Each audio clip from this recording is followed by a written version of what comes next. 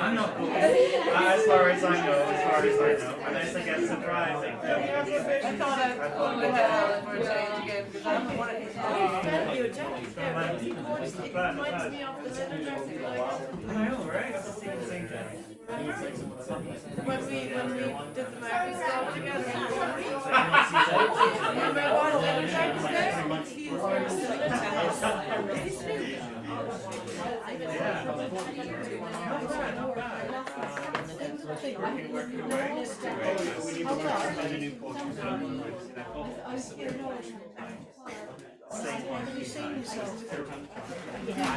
Yeah, that's why she's turned back to go.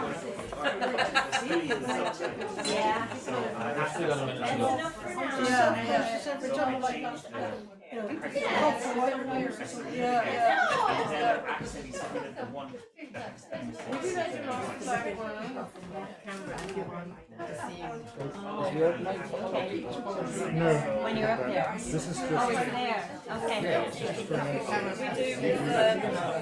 The first Thursday is an event. So we don't hybrid, but we do one of each. Right now. And then it starts again a couple weeks later. You know, yeah. He said it was nice. It was, Yeah, and if it's not a forwarding runner, we just get would I be able to forward the message that I get? Good evening. And then the link is valid for So I'm used to saying you have to say good evening or can I have your attention please? They're very bold, they never take any notice the first time around, you know, so there's only one or two things can happen. One is I start impersonating Eminem, which I didn't have to do tonight. The other one is I have a conversation with somebody in the audience and then eventually people realise we've actually started. So thank you for your help, I appreciate it. No problem, Stan. You didn't come all the way from Coventry just to help me out, but Well, I appreciate it it's all all the part same. of the service. Hang on a minute now, there's some sort of technical issue here. So that's Paul Casey, technical guru, among other major talents. So you're all very welcome to the Ovale 700 event.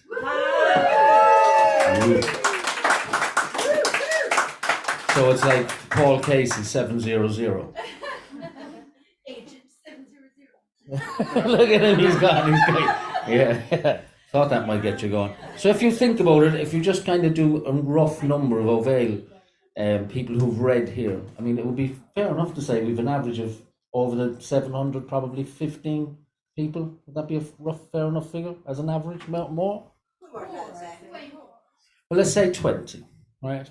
I think it was just 14,000 people have read it this month over the period of time that Paul Casey was running this event. Probably 20 or 30,000 poems. It's a kind of a special occasion. So I just want to. I mean, look, we do it regularly enough, but 700 events under the stewardship of one human being, that deserves to be acknowledged. Yeah, and you don't be telling me to fuck off, all right? We're all very, very, very grateful that you've kept it going. We truly appreciate it, so thanks a million. And congratulations. Yeah, no. For the 700, is this off now? Did you turn this off? No? Okay. For the... But if you continue. For the 700 event, we're doing everything exactly the same as we always do. Nothing, it's that fucking good. We're not changing anything. I'm going to swear an awful lot tonight, I get that feeling. But tonight is the Coventry Exchange night, which is always a very special night. One of my favourite nights. Delighted to say that Amy and Anne, who we will read out their very long bios to later on, are here with us tonight, joining an exclusive club of poets who've been to and from Coventry over a period of time. Yeah. I say exclusive because I'm one of them. If I wasn't in this book, I wouldn't have brought it and I wouldn't have said that. But this is becoming a bit of a tradition now at this stage, Amy and Anne. When I went to Coventry way back in 2017, when I was still a young man of 18, what are you fucking laughing at? I wrote a poem for the occasion, inspired by the one and only Terry Hall.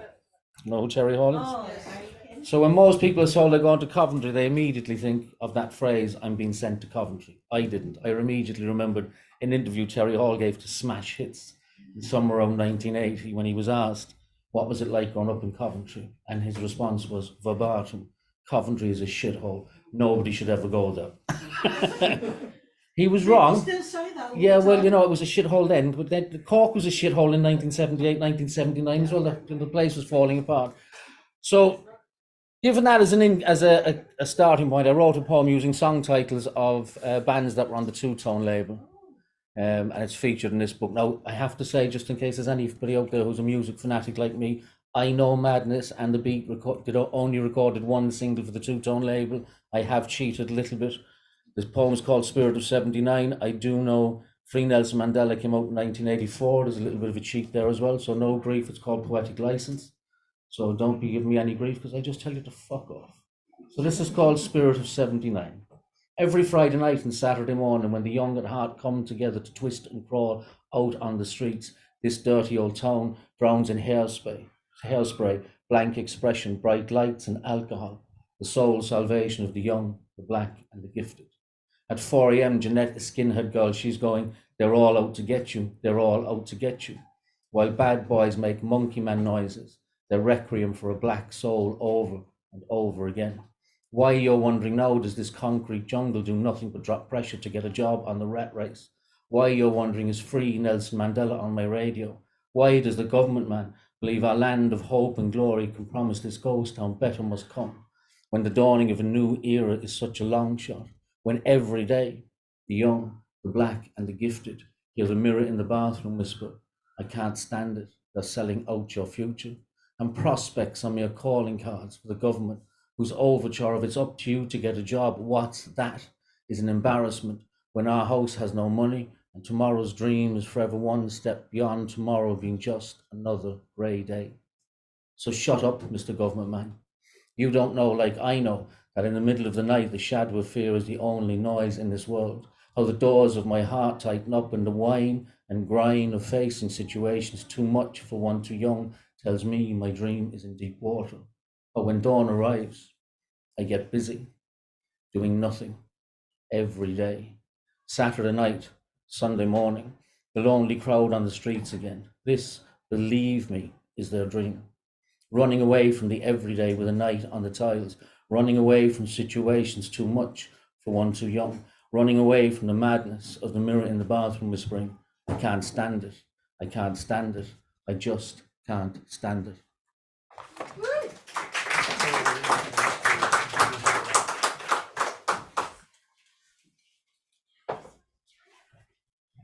And that's what Coventry and Cork was like in 1979. But enough of the dreary fucking sadness. Welcome to Rab Ubcard wearing an absolutely fabulous t-shirt. Never mind the bollocks, here's Rab. No. So the night is broken into, for those of you who are the uninitiated virgins, first timers, the night is broken into 4 sections. The first section is already over. The second section is this one. And we're going to do a 5-word challenge in a minute, which is a writing exercise.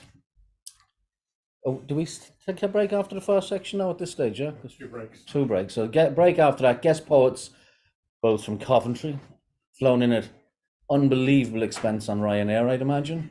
They will read for 20 minutes each. And then the final section after a second break is an open mic where you can come up and share your wonderful work with all of us, and we'd be delighted to hear it.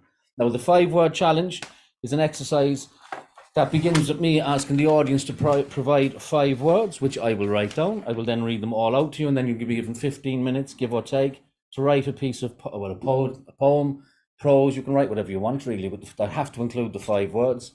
When the time is up, I'll invite people up here to read their piece on the mic, and the audience, through use of hand claps, whoops, ha's, yabba dabba doos, and all that kind of stuff, will decide the winner, which I will announce, because I might avail of this thing that you plug into your ear when you're the MC, and it has a technical way of reading who's got the best audience reaction. I'm not sure how that works. Paul Casey, one of those other things he just invented, you know. So if you don't win, don't give out to me. It's got absolutely nothing to me. I just happen to call out the winner. So on that, okay. So 5 words from the audience, one per person though. So who wants to go first? Fucking hell. I think that was 5 all at once. I actually thought it was more than 5, Ben, but right. So hands up if you shouted a word there. Actually, Jeff shouted one as well. Jeff, Conundrum. did he shout conundrum? He did, yeah. Okay. How did you? Did anybody hear that? Because I didn't hear conundrum. I heard it with my eyes when he typed it into the chat box. Oh, okay. See, he's fucking. The competition hasn't even started, and he's cheating. Like, do you know what I mean? And allegedly, he can't win. I made the. I was almost condemned to hell the night I announced Paul Casey as the winner here. Anyway, it's another story. Catherine, what was your word? Mind. M-I-N-D. Mind. And Roxanne? Pirates. Parents. Pirates. Much nicer people than parents or pirates. We got conundrum as well. We have conundrum as well, yeah. So we need 2. Olympian. What is it? Olympian. Olympian. And one more, please. Purple. Purple. Okay, so your 5 words tonight on the occasion of our Vale's 700th event are conundrum, mind, pirates, Olympian, and purple. Is it mine or mine? Mind, M-I-N-D, mind, M-I-N-D. Well, you can do what you want with the word, Catherine. Like if it's pirate up, you can make it pirates or piraterial or something. You know, just fucking play with it. Like, don't be getting too technical on me. I mean, the night is getting away from us. 15 minutes starting now. Off we go.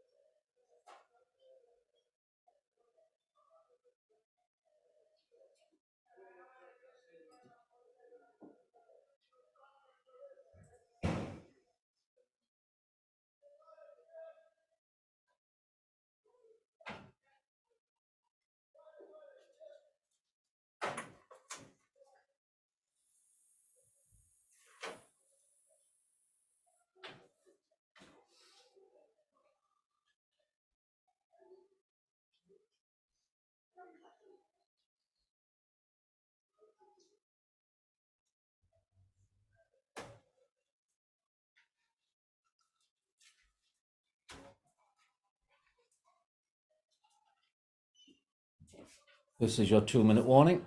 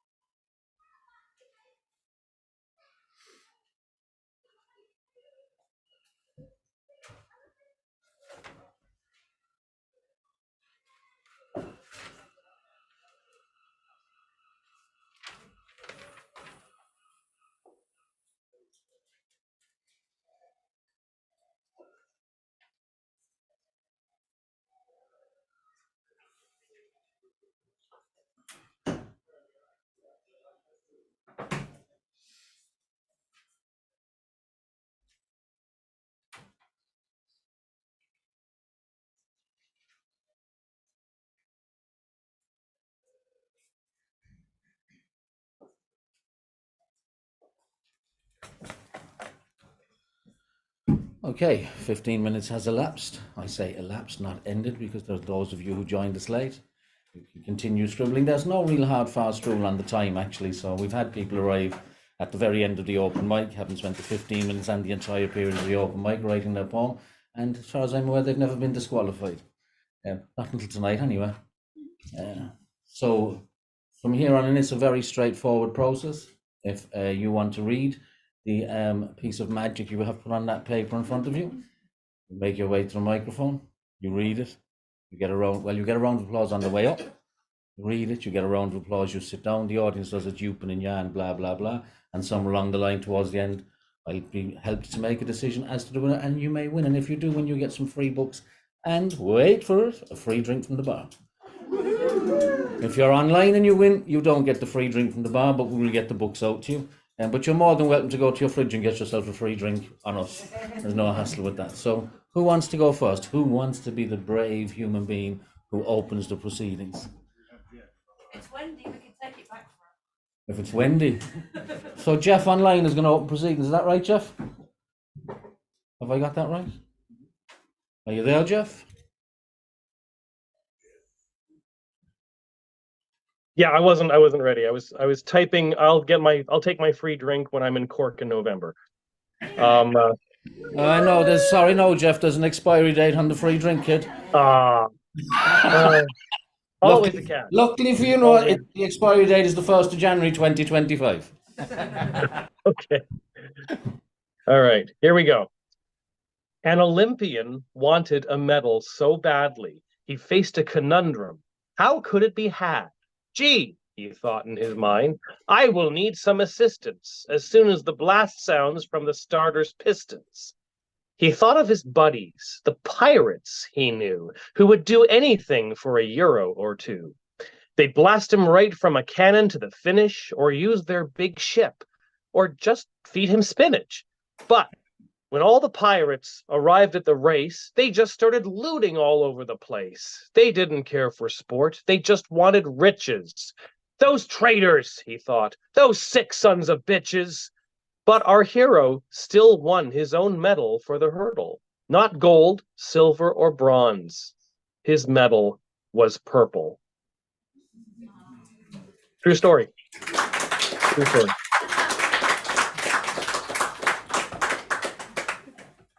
Thank you, Jeff. Right. Ladies and gentlemen, Rab. Down. Seated.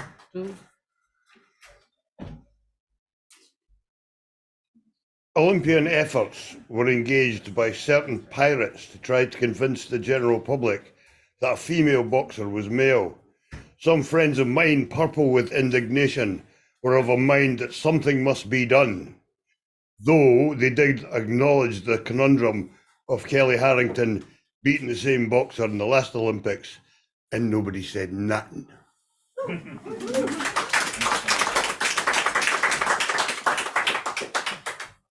And that is a true story. Now, I'm going to just sit down, and if you want to come up to the microphone, work away. I would ask you to do me a favour, though. It's been a while since I was here, and there's a whole load of new faces here. So if you could just announce your names so that I don't have the embarrassment of saying the winner is the young lady in the pink underwear or whatever, you know what I mean? That wouldn't be what I'd be saying, Jesus. But you know what I'm saying. So if you just let me know your name, I'd appreciate it. Yeah.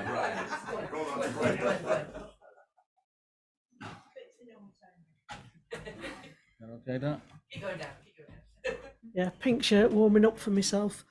To solve this conundrum, my mind needs to be in shape like a poetry Olympian, vaulting visceral metaphors, shooting snappy similes as sure as a Turkish assassin, diving into alliteration like purple pirates plotting to steal lines and images from the best poets dead or living, without being disqualified for the use of performance-enhancing plagiarism.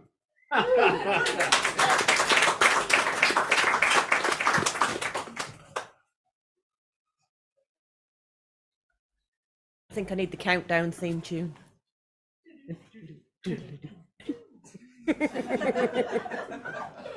Marvelously masterful minds contemplate countdown conundrums.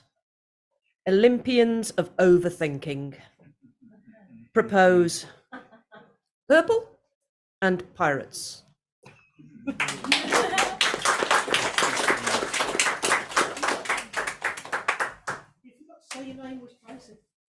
Yeah, it's that. I was literally just about to say that went really well. I asked people to say their names, and the next two up didn't bother their ass. So just a gentle reminder, if you wouldn't mind. And I know the next guy up. Philip. Hey! There you go. Just in case, just in case.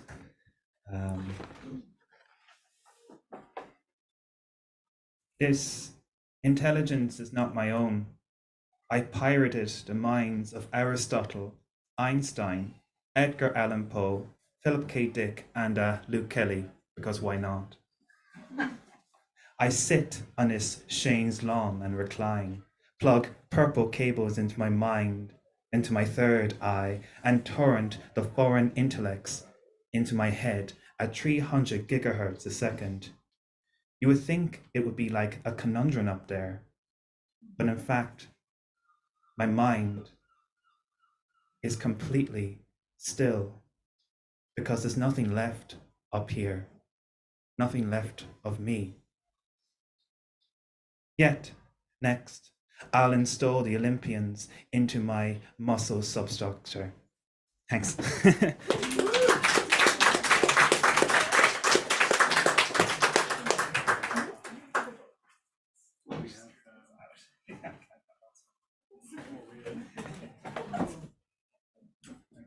So just as I had said I'd stay seated, I can no longer stay seated, ladies and gentlemen. The Lord Mayor, the first ever Green Party member to be the Lord Mayor of Cork, Dan Boyd.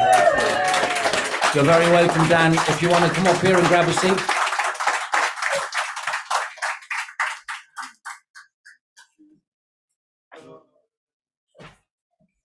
No, Cedric. Apologies for that.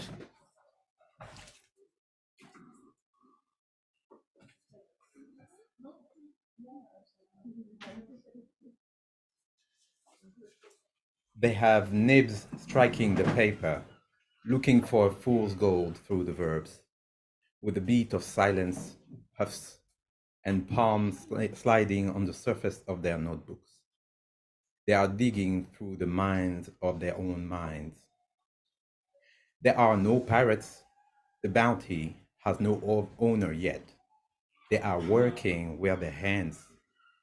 Wordsmith, stanza weavers, rhyme averse prose readers, story bakers with irate pies for your face. They want rhythm and flows in unison and contradiction to bring hearts to a stop in a conundrum. All of their faces arched over, still in search for that phrase, that piece that would grow out the shame that makes those blushes go purple. They are not Olympians. Rather, they are gardeners in the realm of the gods, dreamers amongst men. Here are the 5-word challengers.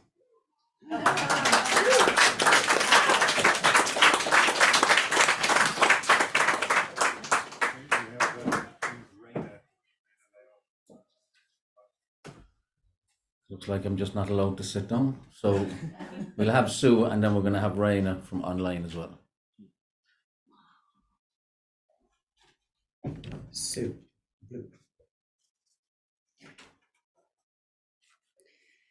I try to follow the purple thread through the conundrum of my thoughts, a thicket woven from the bloody thorns of a rose. Its velvet petals caress the skin on my forehead, seeking to soothe the waves beneath my boat. As I pull the oars through the stream of my confusion, the mind struggles against rough seas, leeches on my fire, pirates my powers. But I never give up, and even against the tides, I bring the boat home like a true Olympian.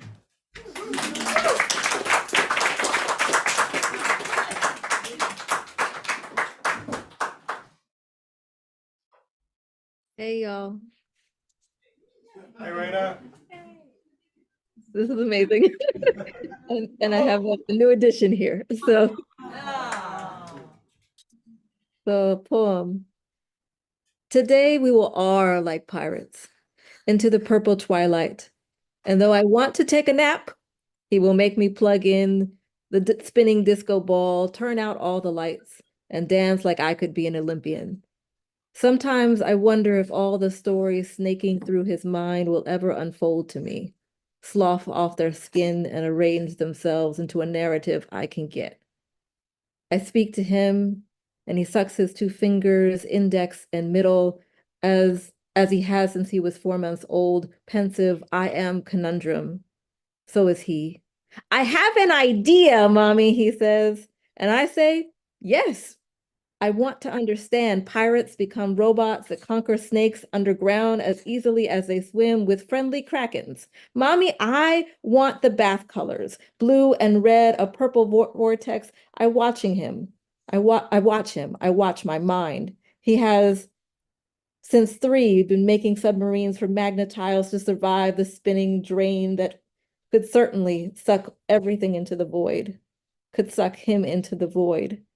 At 2, he told me the difference between a Stygimoloch and a Dracorex. I have become an expert in dinosaurs and electrical engineering principles and robotics by turns, an expert, too, in the shriek of his despair, not being understood. But I am never sure of who my son is, the depths of him. He is the captain. Mine is not to question. Just keep the ship together. I am the ship. He promises me a dance.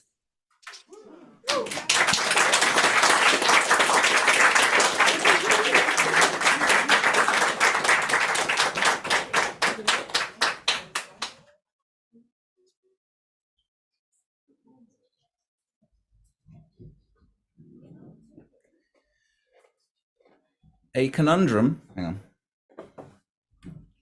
A conundrum is only a conundrum to a mind, because stones and trees are far too reasonable to ponder riddles or find anything difficult. A pirate is only a pirate to a mind, because golden medallions don't give a damn who counts them, and VHS and CD and MP3 and FLAC couldn't give a fuck, literally couldn't. An Olympian is only Olympian to a mind. I have yet to find a competitive lemon rind. I have yet to meet an olive tree who lifts its fruits competitively. Mount Olympus rises indifferent to the games. And purple is only purple to a mind, because purple is not a thing, but the interaction of light with the surface of a thing as witnessed through the eyes of a mind. No mind without mind, but what is mind, and where, if ever, does it end? Is it all in here, squishy purple interior? Or does it stretch to the temple at the peak of Mount Olympus? Or come to the rest at the end of a pirate's wooden leg? Mind is this minded conundrum.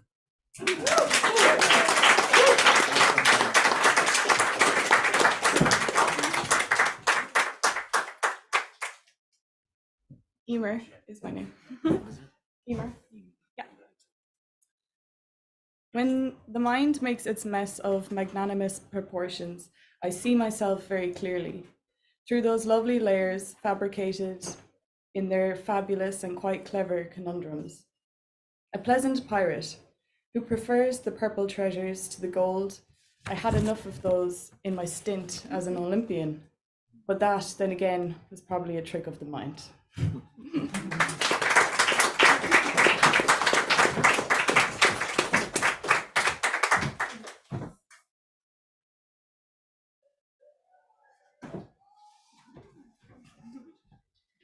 Patricia, in case you're wondering.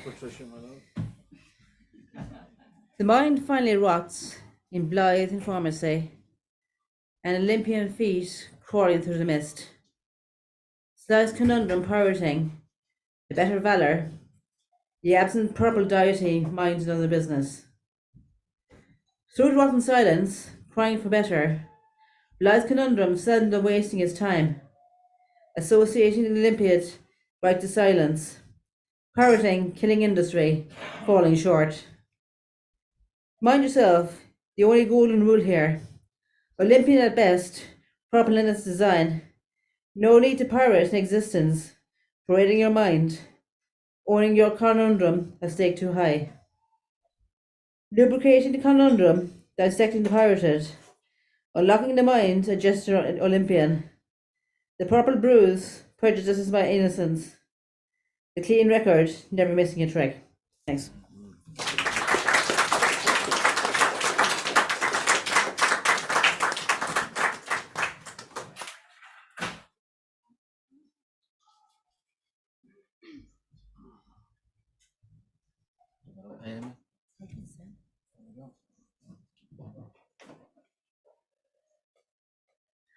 A pirate muses of a brand new scheme, causing a conundrum in his mind.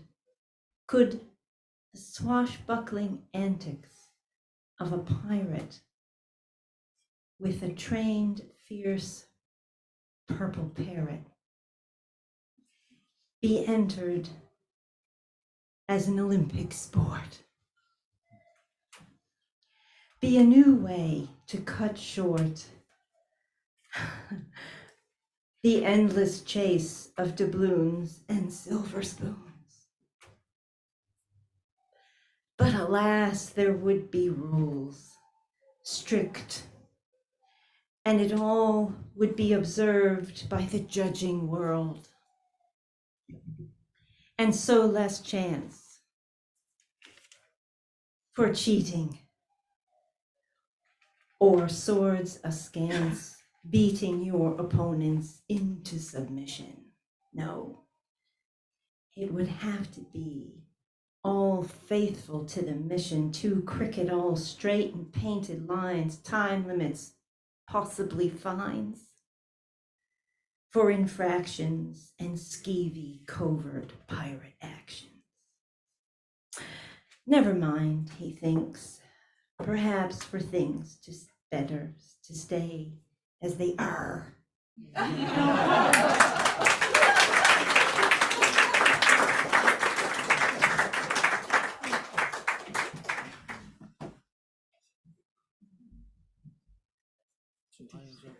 Okay, Emma's going to have a bit of fun tonight.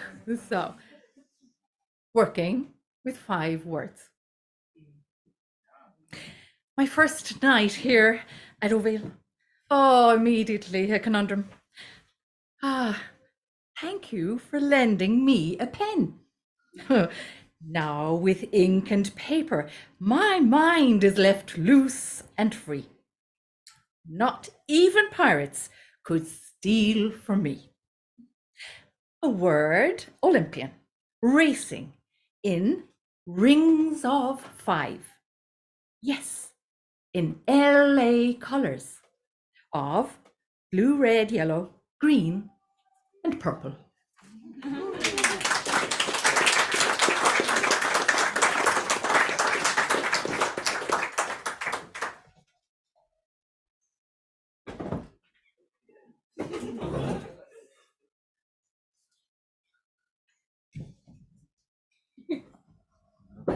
Okay. Name?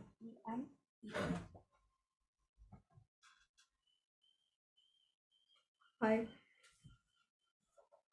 He says you wouldn't steal a pair of thighs, but he can't read my mind. I've been pirating underwear and their extensions for years at this time. Skip a stone, bounce along, paint the bruise is gone. He says in neon letters that I'm green, and when the static sings on screen, he whispers, well, you wouldn't steal a purse. But he doesn't know I need not take my fingers, dip in anyway, the satin lining clear of change, just left with liquor shop receipts. Skip a stone, bounce along, send pebbles out to sea. He's earnest, nice, and if you squint, you cannot see my purpling eyes, and he says, you wouldn't steal 3 years of youth, I don't know how, so this is truth. Olympian as this task may seem sticky on my tongue, skip a stone, bounce along, modern day conundrum, march to the beat, soldier in the streets, klepto in the sheets.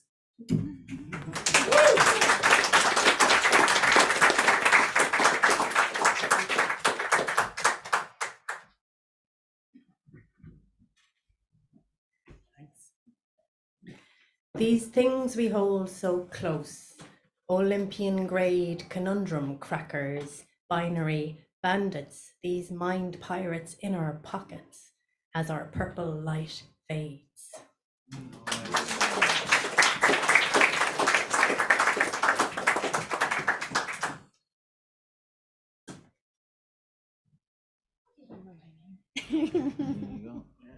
Hi. So this is called test because I was just scribbling a word, changing, finding a pen. Raise your hand if, like me, the mighty hook traumatized you as a child or later. That's okay, you don't have to be ashamed. Oh, Robin, your face, your smile, your words, your energy will forever be missed. The mind is a powerful tool for dreams, hopes, to face conundrums, or simply let them go along the streams of consciousness. I am diving back into my past, like the world's experts in arranged fights these past weeks. Politicians are probably the new pirates of our generations. The only remaining thought is that the Olympic flame will never be purple, and that's a shame. Thank you.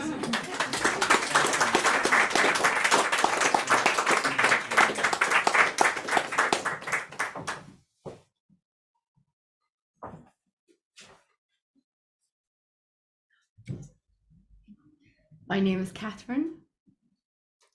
Wow, that's a good start. That's a great start. Woo! Okay. This is called Come In. Every night I talk to you on pirate radio. Rainbow girl to black night. Rainbow girl to black night. Come in. In the treacle darkness of insomnia, I run down school corridors like an Olympian in my tearing off my purple Regina Mundi uniform. Starve and sleep deprive my cat called Conundrum. Rainbow girl to black night, rainbow girl to black night. Come in before I eat my mind.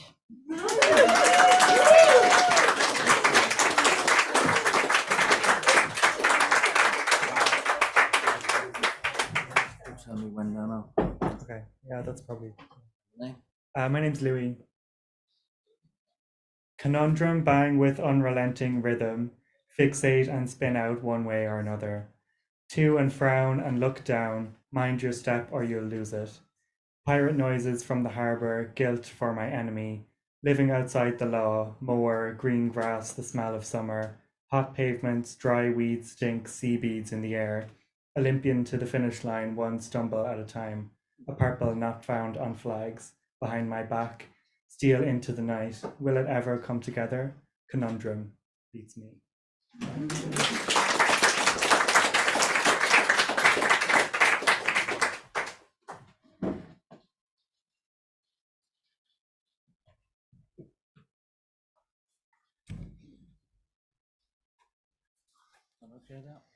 Thank you. Mona, I apologize for putting you through this. Your main ingredient is circles of carrots chopped carefully, mushrooms sauté sexily in red wine, waiting like pirates to get on board. Purple beetroot standing to attention, waiting to dominate like a royal mantle. Flavors waft with Olympian power. A pinch of conundrum, the magic elixir, guarantees a medal. Muscles bulge, oars flash, cycle wheels swirl and jump, shot puts crack. But then there is added a litre of stock from the Seine. Kaput.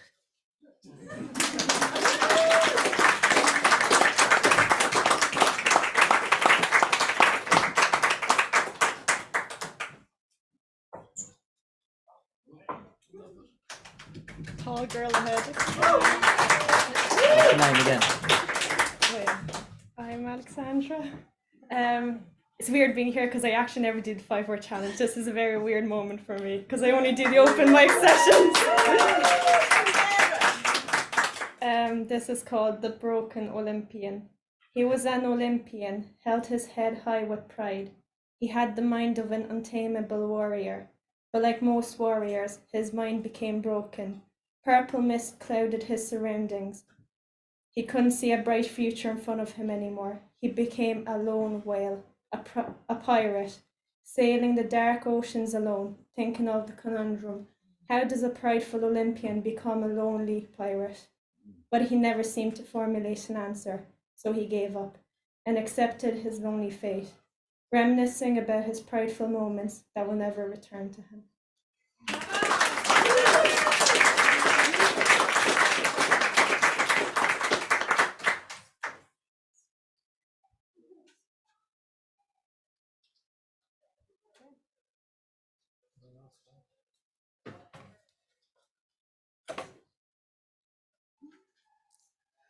Don't you just love the suspense? It's been a while since I was here, but this suspense always happens at this point. Club, Stan. Huh? It's like a bondage club. It's like a bond. I wouldn't know anything. Suspense. Listen, to be honest with you now, Rob, we really don't need to know about your other social life. I mean, the videos on YouTube are enough, thanks very much. So it's always at this point you get this bit of suspense because we've had 20 on the 20 entrants, so to speak, but there's always one hiding somewhere. So we'll give you that opportunity. That one person who's sitting there thinking, "This poem is shite. There's no way I'm going to fucking read it." If you're thinking that, there's people up here, no matter how shite it is, they want to read it. I mean, if it's really shite, it'll make somebody else feel good anyway. So if you have a really shite poem, now would be a really good time to read that shite poem. Any other takers? Okay.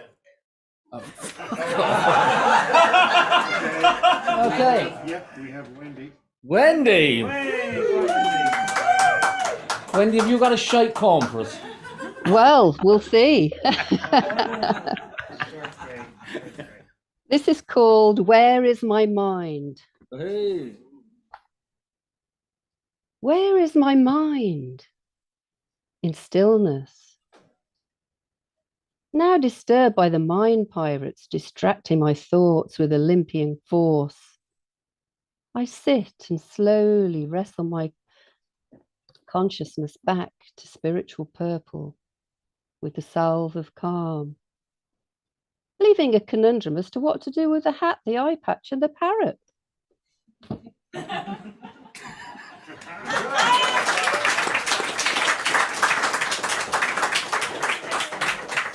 Thanks, Wendy. We asked for a shite poem, and we didn't get one. Behave. Yeah, I saw a few of you thinking, I know where this is going, you dirtbags, the lot of you. No, we're going to make an announcement, unless the Lord Mayor has a late entry. No? Right. Oh. Hey!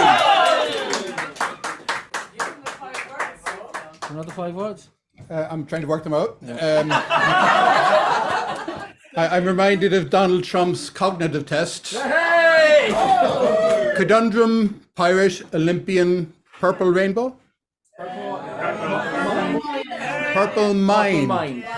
Well, my conundrum is that I've been here before.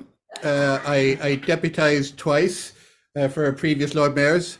And I'm here in my own right. That's WRITE, or RITE, or maybe RITE.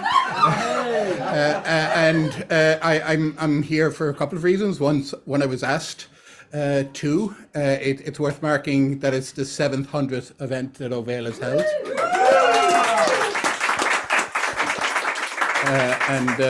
From a civic basis, just to say how we welcome the existence of Ovale and the happenings that happen through it. And thirdly, there is another civic role I have to play, and I'll be playing it further tomorrow to welcome our 2 guests from Coventry.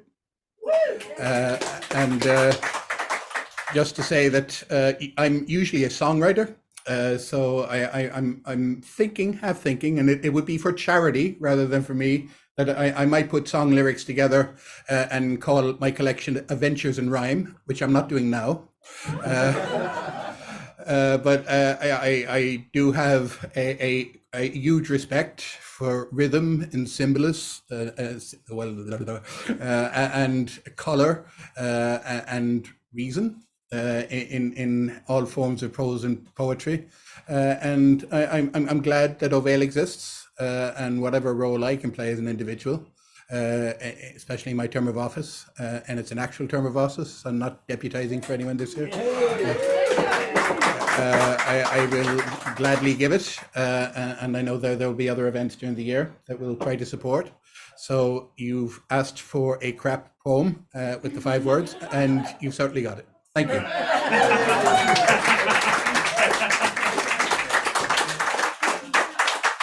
That went better than I expected, if I'm honest. Thanks, Dan. We'll have you back up in an official capacity in a moment. And just to be clear, we didn't ask for a crap poem, we asked for a shite poem. And you came up trumps, buddy. No, to the winner. Loads of people would. No, it's like finishing 4th now when you get your name mentioned here, because you're not quite getting there. Like, do you know what I mean? So Sandra, come on, like, let's have a round of applause for Sandra. Fast off taking the plunge on her first 5-word challenge. Mona, you've got a title of a great poem there. I apologise for putting you through this, but it's not good enough to win the 5-word challenge. Not tonight, anyway. Ben Burns went up Mount Olympus and nearly got to the top of the 5-word challenge. Because the online thing is behind me, I'm not 100% sure, but I'm pretty sure Raina had a bit of a prop with her, which is not the reason you've won the 5-word challenge, Raina, but it didn't do you any harm. So the winner is Raina.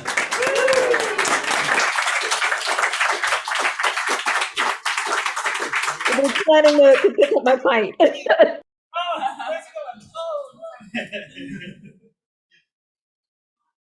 Thank you all.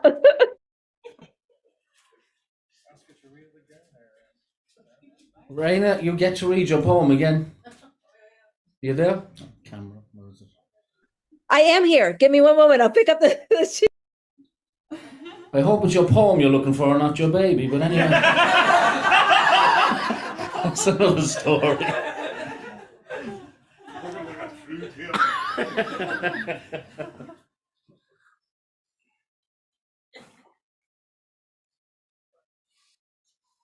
Here it is. Today we will are like pirates into the purple twilight. And though I want to take a nap, he will make me plug in the spinning disco wheel, ball, turn out all the lights, and dance like I could be an Olympian. Sometimes I wonder if all the stories snaking through his mind will ever unfold to me, loft off their skin and arrange themselves into a narrative I can get. I speak to him and he sucks his 2 fingers, index and middle, as he has since he was 4 months. Pensive. I am conundrum. So is he. I have an idea, he says. And I say, yes, I want to understand. Pirates become robots that conquer snakes underground as easily as they swim with friendly krakens. Mommy, I want the bath colors, blue and red, or purple vortex. I watch him. I watch my mind. He was 3, making submarines from magnetiles to survive the spinning drain that could certainly suck everything into the void, suck him into the void. At 2, he told me the difference between the Stygimoloch and Dracorex. I have become an expert in dinosaurs, electrical engineering principles, and robotics by turns. An expert, too, in the shriek of despair. But I'm never sure of who my son is, the depths of him. He is the captain. Mine is not to question. Just keep the ship together. I am the ship. He promises me a dance. Thank you.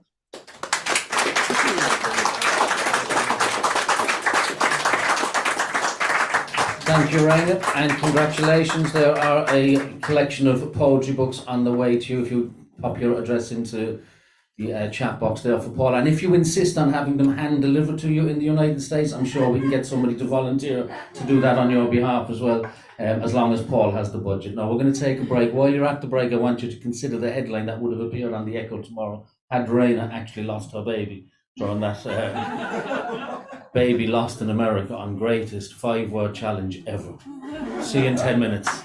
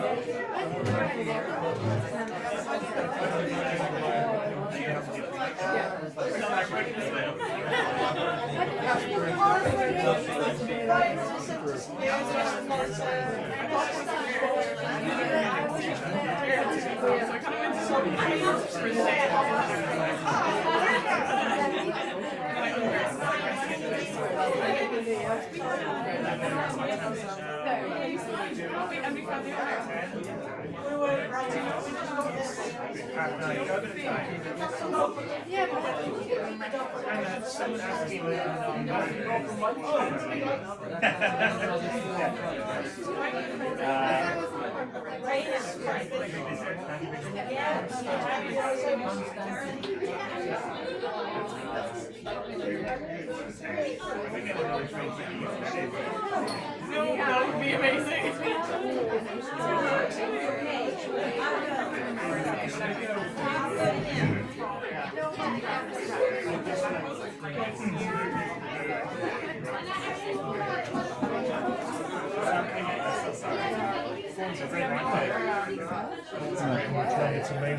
Yeah, I've already got one there. I'm just getting the Lord Mayor a drink. Open mic,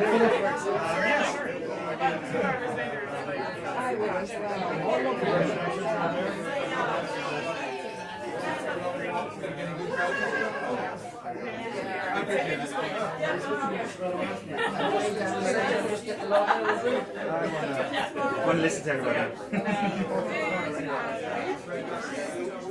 You're looking to get on the open mic, Eno? No pressure, I'm just asking as we come around again later on. Make my decision later.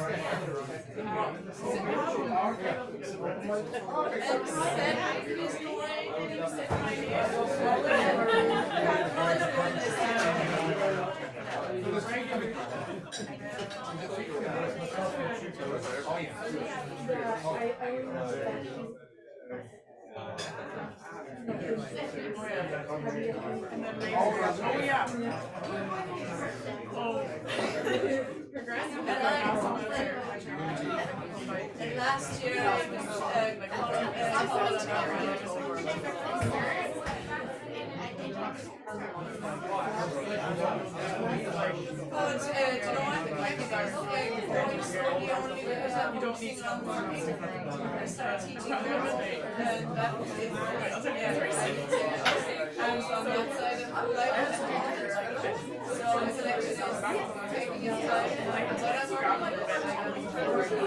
Very vulnerable.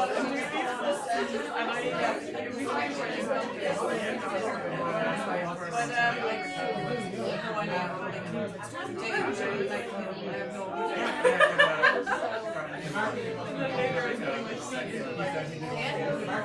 chapter 2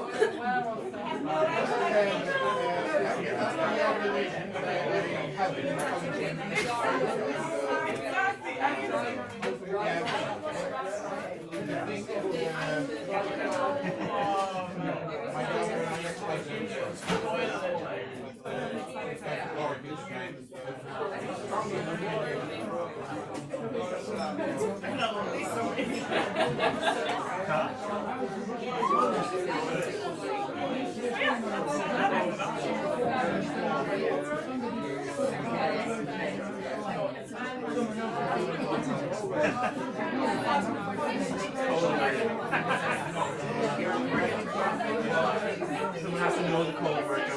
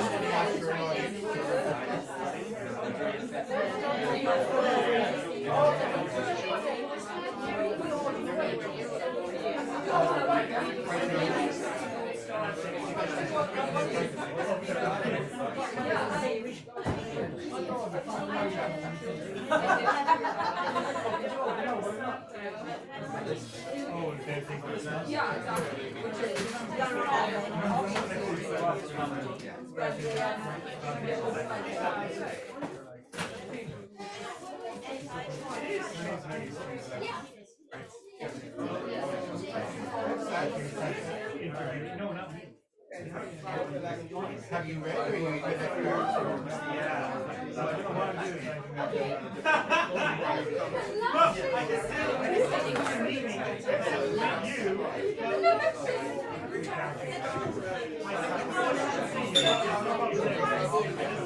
No, I don't know what I'm doing. I gotta do something else.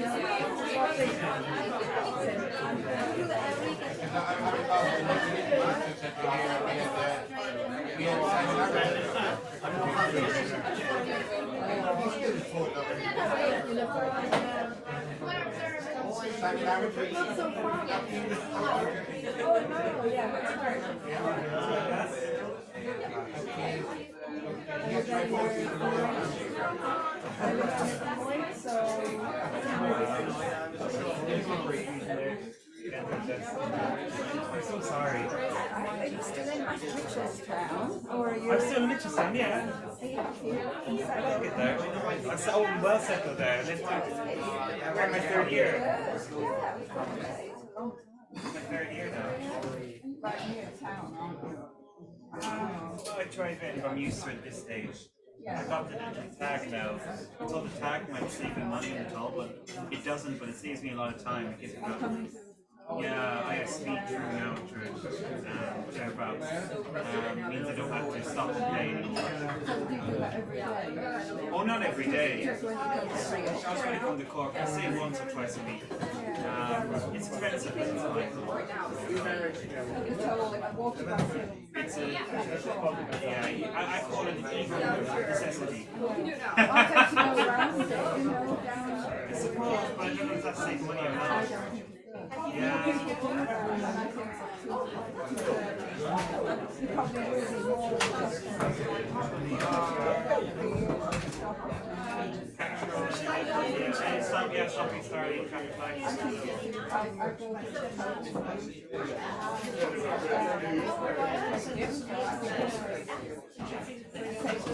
It does. I think that the fact is a decent idea. I just wish it was cheaper.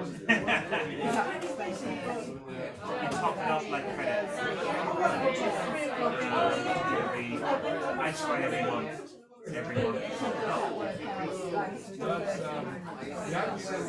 Yeah, what I do is I just top it up over a certain amount, and then the best thing about it is it saves me time. So the traffic control, I can just bypass them, and that's really handy, especially when I'm going home. Okay, folks.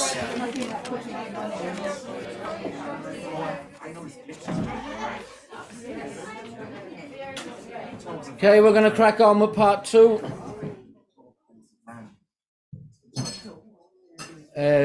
Just be aware that from this point on the event is recorded and will be available to revisit as an MP3 and a video on Ovale's website, social media, etc., etc. If you prefer, if you're contributing between now and the end of the night and you prefer not to be, yeah. None of that exists anymore. All Since we went video, we've been recording since 8:30. Okay. And it's going online. All right, you're going online. That's it. Now, a couple of announcements. The 12th Ovale International Poetry Film Competition is open for submissions until the 31st of August. More details on the website www.ovale.ie. The Monster Slam competition is on the 5th of September in Limerick. Dominic Taylor is the main organiser. I know Lauren McNamara has been giving him a hand, so if you want to enter, let me know or contact Lauren or Dominic. Our featured guests on Monday the 9th of September are Paul McMahon and Massimo Laville. Both poets will be in person or are all welcome to attend in person or online. If you'd like to participate via Zoom, please email info@ovale.ie. Our guests for Culture Night on Monday the 20th of September. Our guests are All Ireland Slam champion Anna D in person and Palestinian poet Farah Chama via Zoom. There is a free writing mentorship in poetry, fiction and young adults are being offered by the Munster Literature Centre. Deadline is the 31st of August. You can get more information at their website, which is munsterlit.ie. Thank you to everyone who has kindly offered donations over the previous 699 nights that we've been here. And on this, the 700th, we are going to pass the donation jar around.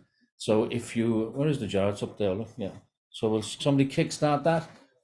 All donations are welcome, although we'd rather not see coppers, and we'd be delighted to see a couple of blank checks.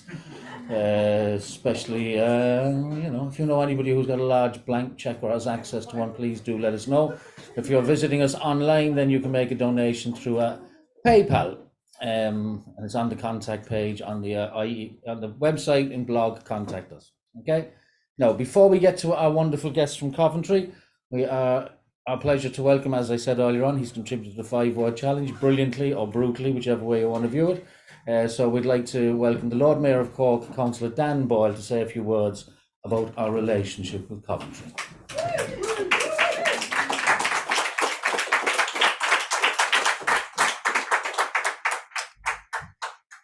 Thank you. I wasn't expecting to come up again. I was hoping to be so bad you wouldn't ask me. But the seeing as it is about the relationship with Coventry, I'm happy to do so. Coventry was one of the first cities that Cork twinned with, and it did so on the basis of a large Irish community existing in Coventry and mutual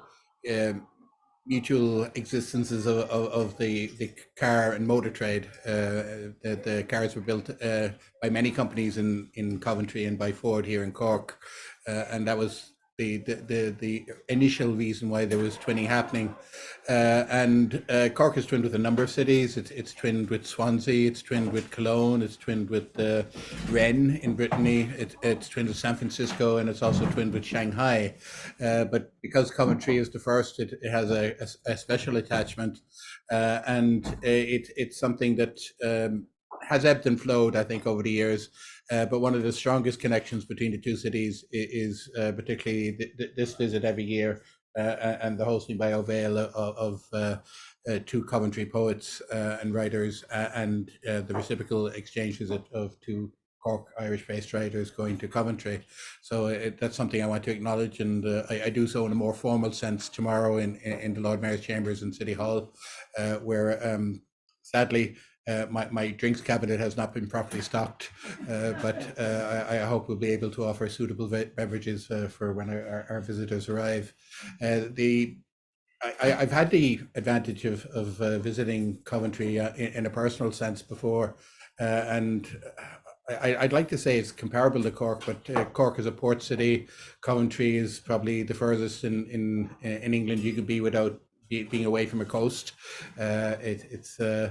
It has its own traditions, obviously. What I remembered most about it is it has a city market. It's very like the English market, which I think is very comparable. And what I found intriguing there was the stand that was in that market that was dedicated to nothing but two-tone and the specials.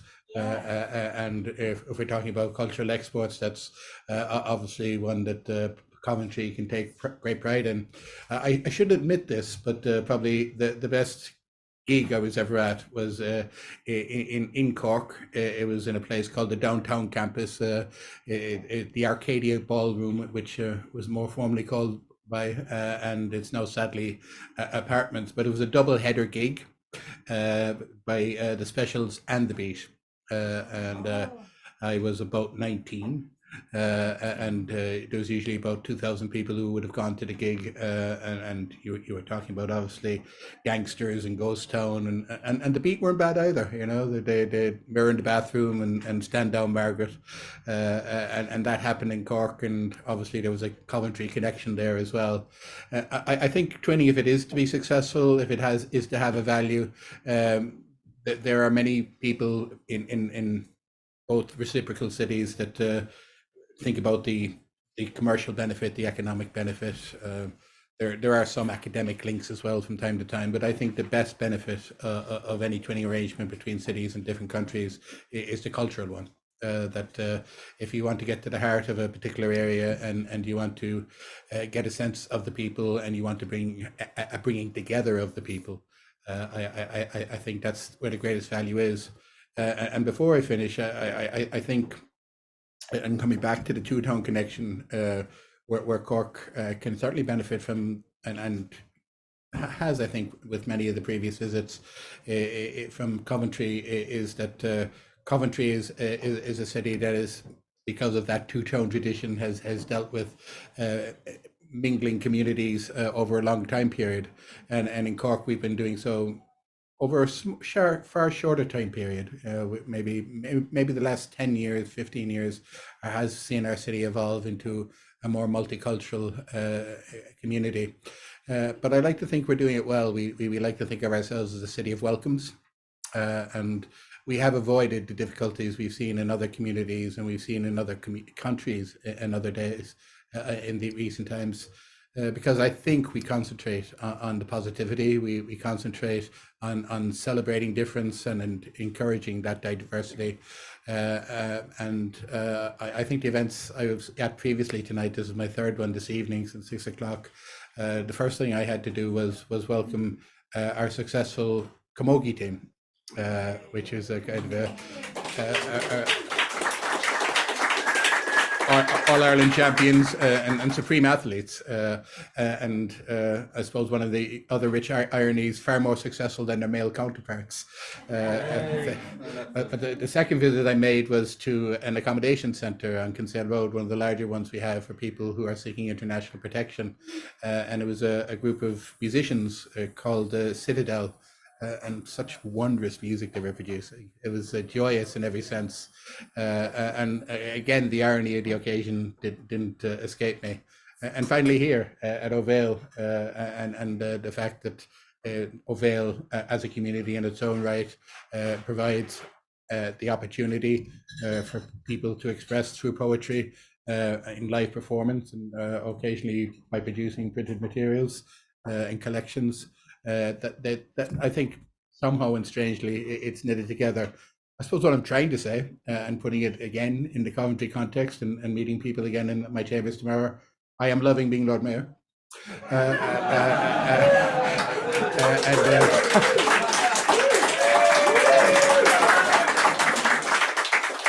And it's a very short term of office. It's not a decision-making role. It has, if anything, a slight moral authority. But if it achieves anything, it's about having the opportunity of meeting with, celebrating people being able to express themselves in the most positive ways possible, and bringing people together, which I think Ovale does very successfully, and which I think this particular exchange with Coventry does. And anything, again, I can do as an individual, in whatever office I hold, in whatever time period is left to any of us, I'm gladly be willing to offer that and to enjoy with whoever in any way possible. Thank you.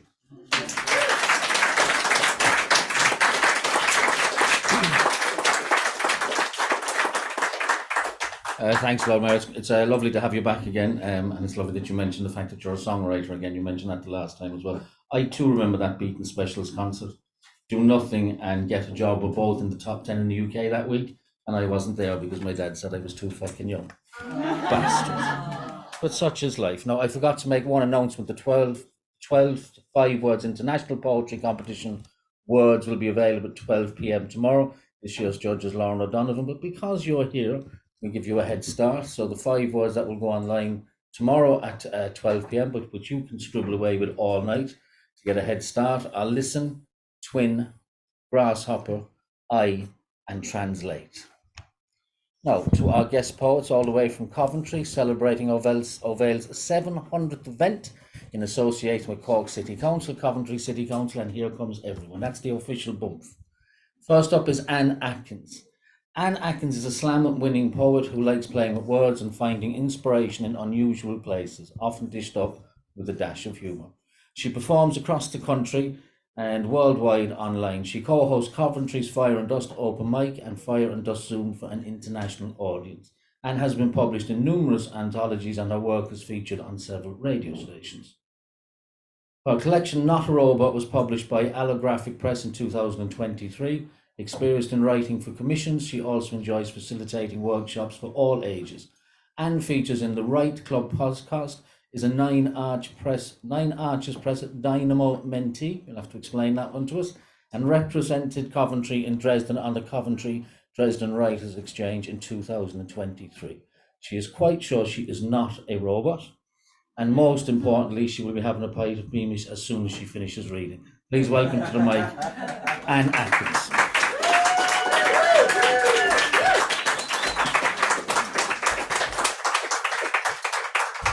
Is that okay?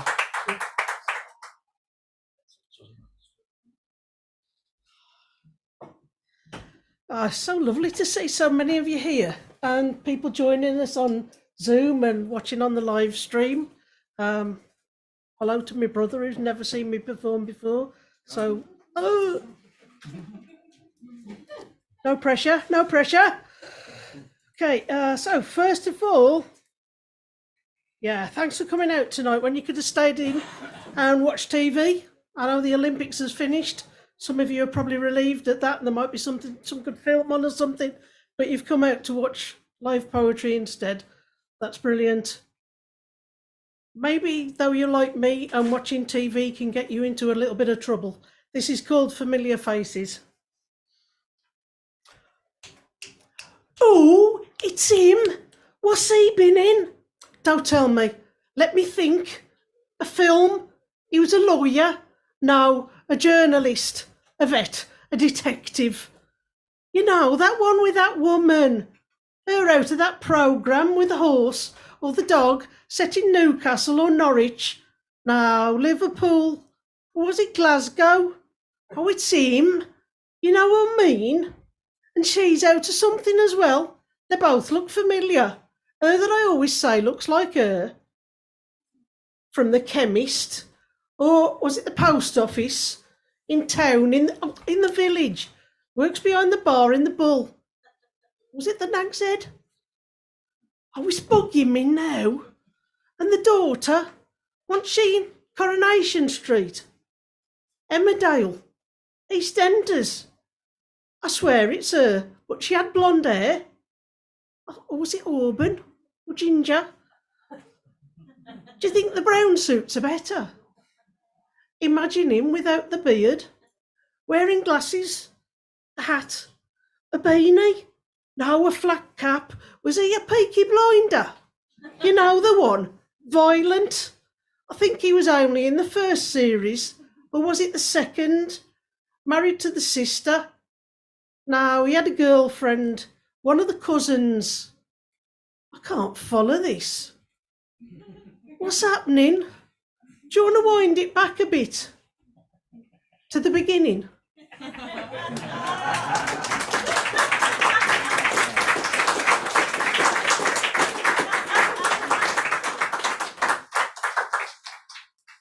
Yeah, those of you that know the area might realise that I wasn't brought up in Coventry. I live just a little bit outside Coventry now, but I still feel like Coventry's home because things I do like Fire and Dust, and the people there are so warm.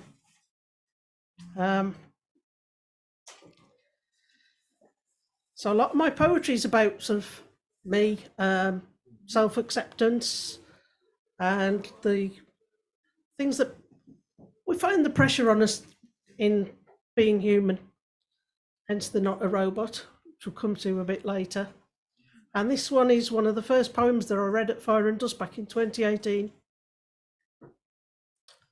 But it's extended and been heavily edited since. sharpened up. Except I haven't been heavily edited and sharpened up. If anything, I've expanded. So this is called size 12 jeans. Hello? Can you hear me? I'm the pair of size 12 jeans hanging in your wardrobe. You told me you loved me.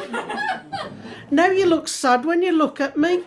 You don't want to see me anymore, so you push me to the back and swiftly shut the door. When we were at a party, your friend said you looked hot, but you'd started drinking and quickly forgot your promise that you would only have a few. You took me to a restaurant, but made me feel undignified when you undid my flies on the way home. And now I've been replaced by comfy slacks with stretched fabric and elasticated waist. I'm hoping it's just a phase and you'll get back into me and take me on your holidays. You'll see I'm not a fickle friend like biscuits, crisps and cake that make you feel good for a moment, then take your joy away. Hey, don't listen to them.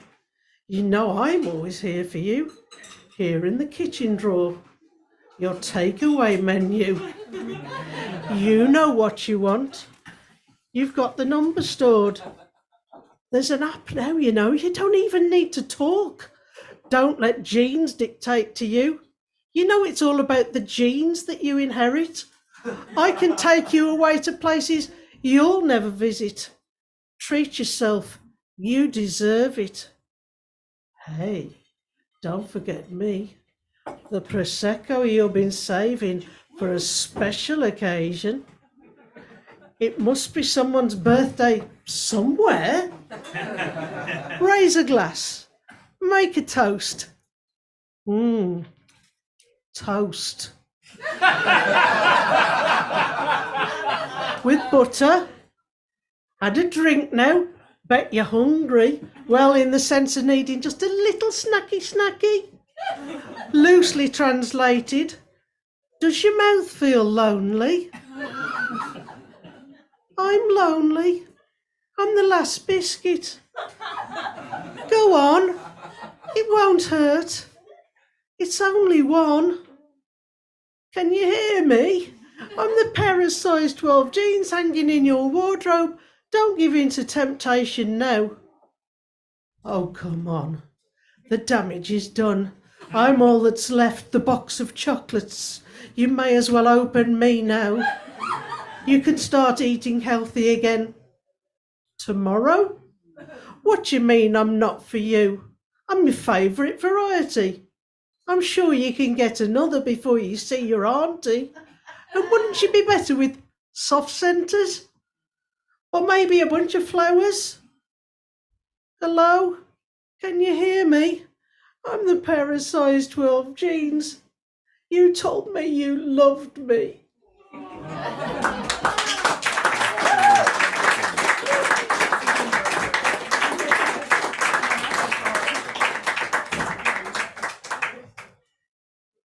Oh, it was all so much easier when we were kids, wasn't it? Or was it? This is sidetracked. And I'm sure this is probably going to make Phil big. That's my brother, by the way. I'm sure it's going to make him have a little giggle. I'm sorry I didn't tidy my room, but when I looked under the bed, I came across a Beano I thought I hadn't read. Dennis the Menace lured me in. I meant to stop at the Bash Street Kids, but giggled through to Minnie the Minx. When I finished, I stepped across the room, trod on a Lego brick, almost orbited the moon. I thought I'd better make something before anyone else got hurt. Do you like my castle? It's got turrets, a moat, and a working drawbridge. Then I found a jigsaw piece I didn't know was missing. I had to do 4 puzzles just to check which one it went in. I had to make sure the chain set works before I put it back. I know it's still out. I must have got sidetracked. I'm sorry that my room is still an awful mess. I know it's my own fault, I really must confess, but I've just found a homework task I should have handed in. Please don't get upset, Mum. I never meant to cause you sorrow. I promise you will tidy up if I can leave it till tomorrow.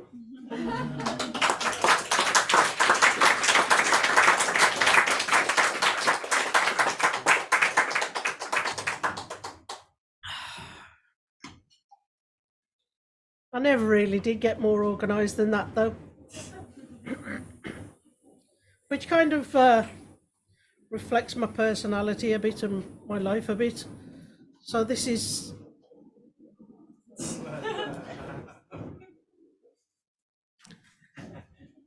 Yeah, it's probably a skip rolling. It's probably what I need. This is Insecure Shed. On the local community forum, there's a warning posted by Neighbourhood Watch about items being stolen from insecure sheds. And I wonder, is my shed insecure? Does it even know it's a shed at all? It's not one of those organised, racked out with tools that coordinate perfectly, like you'd see in shed porn magazines, creating shed envy kind of shed. It's not a man cave or woman den, complete with beer pumps or cocktail bar. Popular at parties kind of shed. It's an unholy mess of all the junk that's got nowhere else to live. Much like my head kind of shed. I shed a tear and vow that this week, well, maybe this month, if I'm realistic, sometime this year, I'll show it the love it deserves. Tell it I appreciate its curves, the apex of its roof. Make sure it's watertight the way it's felt when it was new. Brush out its cobwebs. Hey? Yeah. Yeah, that's what I said. I've been up since 3 o'clock this morning. Come on, be nice. Thank you, Ryanair.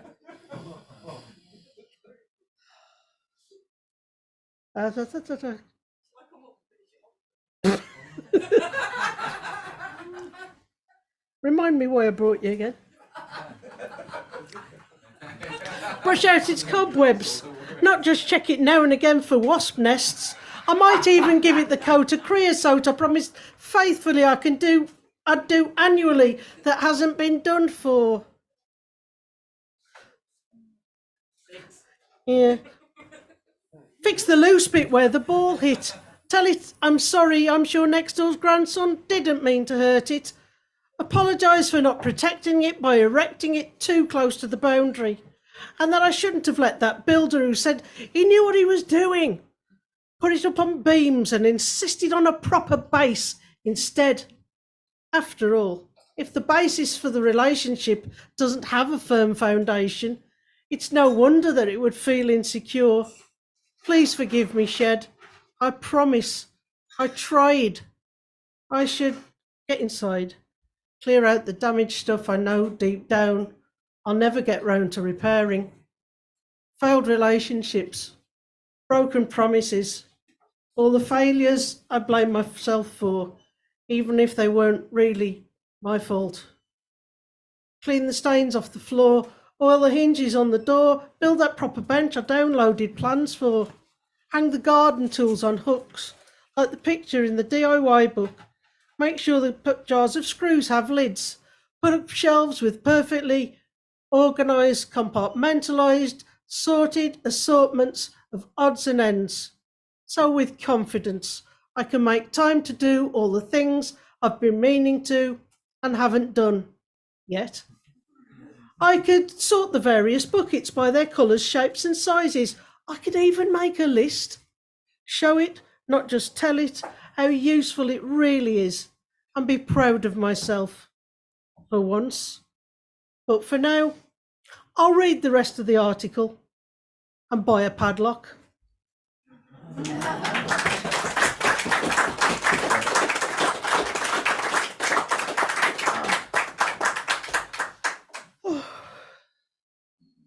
Thank you.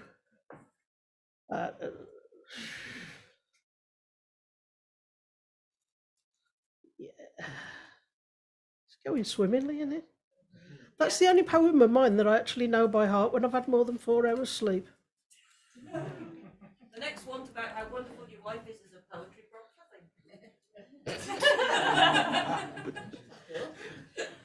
If it wasn't that you'd got the key for the B&B.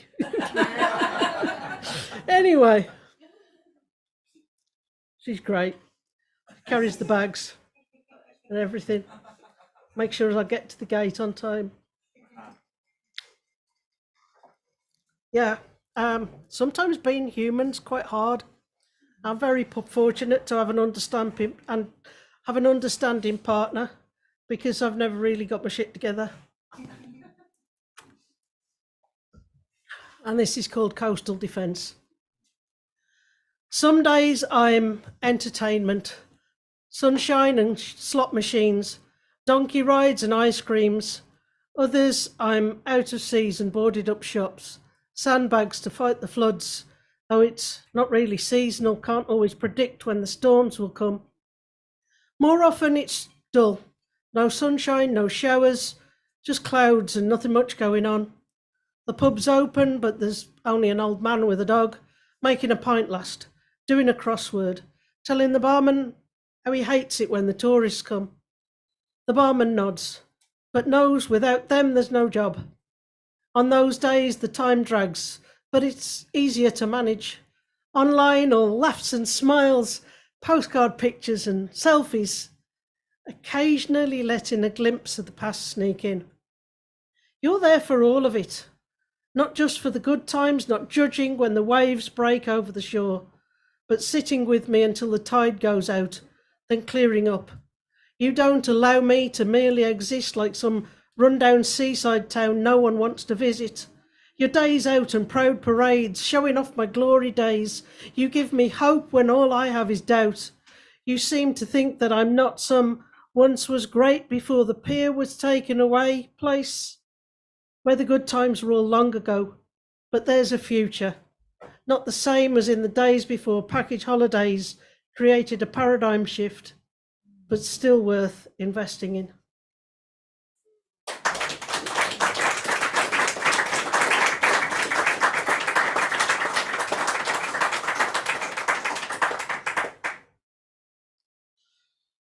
Okay.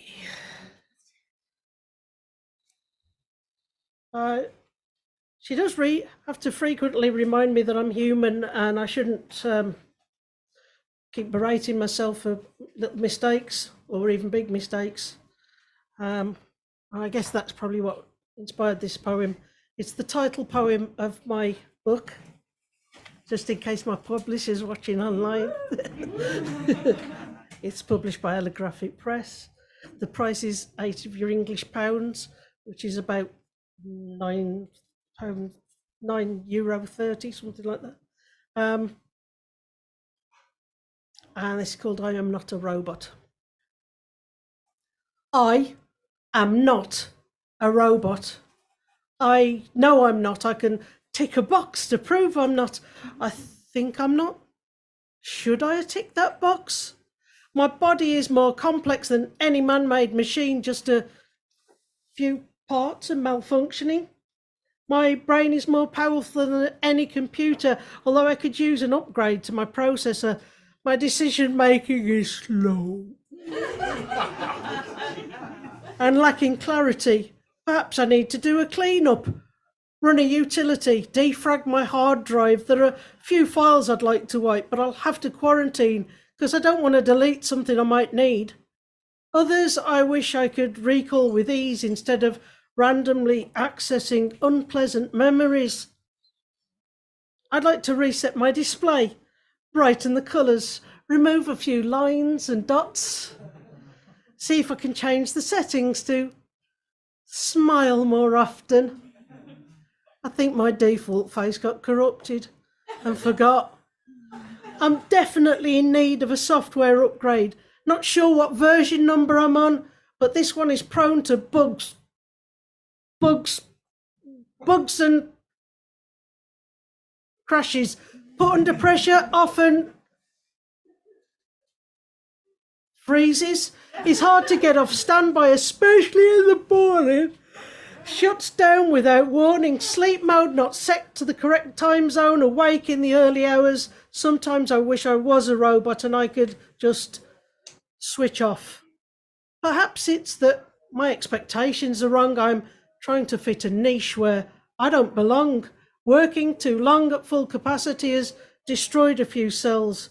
The stress on my body is definitely starting to tell. Maybe I'm not meant for a corporate expansion slot because I am not a robot. Not a sum of my faults of failure log, marked beyond economic repair, obsolete. I have flaws that make me unique. So why should I think I need to be good at everything?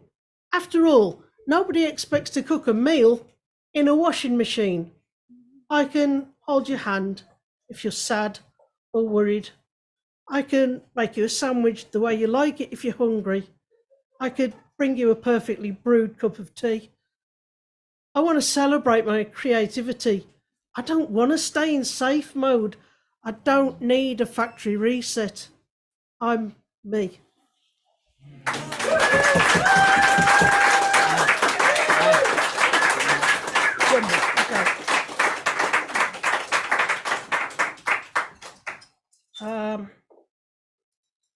Okay, one more. I'm going to lighten the mood again a bit, I think. So, I time these sets, but it's totally different when you're in front of an audience. So,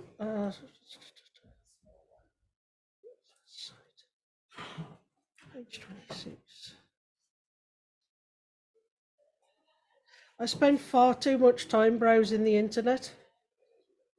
Sometimes that can get you into trouble too. This is called At First Sight. I remember the moment I first laid eyes on you, well, on your profile picture. I wasn't really looking. Convinced myself that I didn't want to be tied down. I didn't need another girl to share my home. After all, it wasn't like I was all on my own. I'd spent many years with a girl I adored and I still missed her greeting me at the door. But there you were. I knew I had to meet you. What harm would it do? I thought it would be a one-off thing. Not that one day I'd let you have her ring. You were so nervous.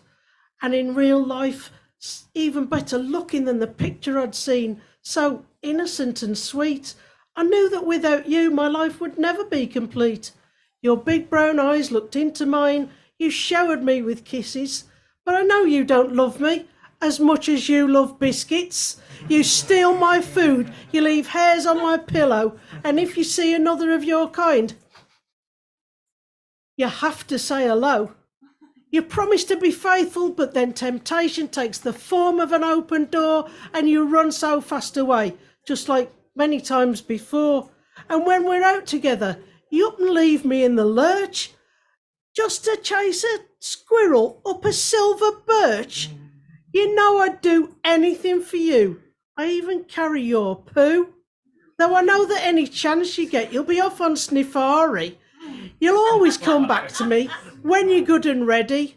And when you're curled up on my knee, I wonder who rescued who. All your faults are so easy to forgive. And you'll always be mine while there's sausages in the fridge. Thank you.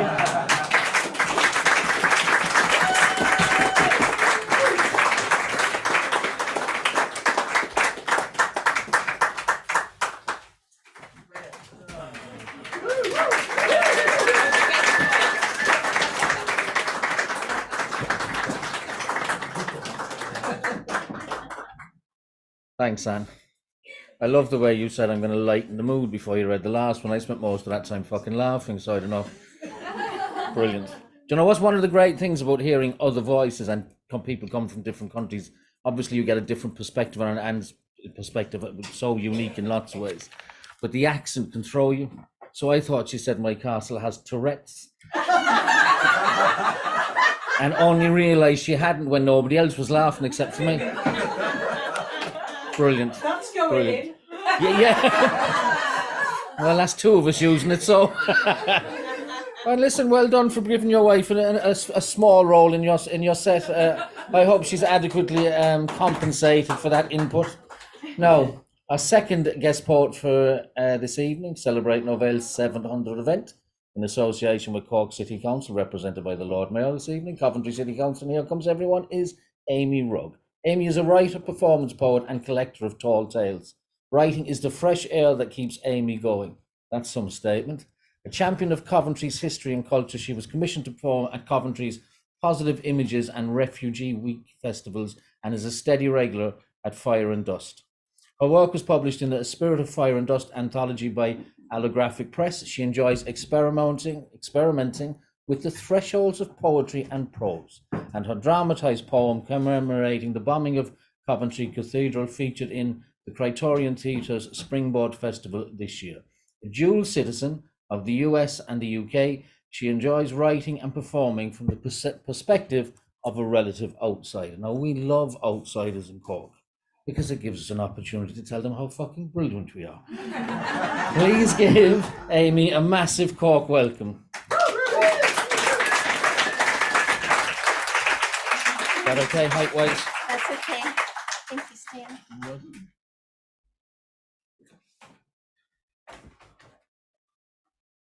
You all right? Hello. First, a huge heartfelt thank you to all of you, to Paul Casey and everyone here at Ovale and Mose Jacobs and all the good folks at DeBarris. Thanks to Cork City for hosting us and to Coventry for sending us. Finally, thank you, Ireland, for being so friendly and warm and impossibly beautiful. I have, in my time here, come to love Cork, and not just because I love the young offenders. I am feeling that perhaps when I go home, I won't need to put on the subtitles, because I picked up a little bit more. Although I am from the US, I have lived in the Great British Isles for these 37 years, and I don't miss it really. I haven't been able to miss it because on Sunday I went to Kinsale, where you couldn't really like swing a mouse, never mind a cat, without hitting an American. All exclaiming over Kinsale and saying things like, Wayne, Ireland's so cute. Oh boy. Well, never mind. I'm here to try and put some of that right. My favorite thing to do on a Sunday is to attend the Positive Images Poetry Workshop in Coventry, run by the amazing first poet laureate Emily Lauren Jones, who came and performed for you here some years ago. She provides the perfect space for all of us diverse creatives to grow our poetry wings, and with lots of help from cake and lots of clapping, always lots of clapping. This is Interpoets Scribbling Junction. Meeting, greeting, table talking, tea drinking, sinking into thinking, pro-prompting, pro-listening, but anti-apologizing. Poets, pens, peace, friends, writing, writing, writing, thinking, scribbling, sharing, drinking, dreaming, trying, hoping, inspiring, clapping, clapping, clapping. Pro-cake nibbling, chatting, chatting. All are poets in this poet nation on the rhymatronic platform station of a positive pro-word, pro-poet festival connected in the fevered space of the Sunday afternoon workshop. Word it up. Thanks.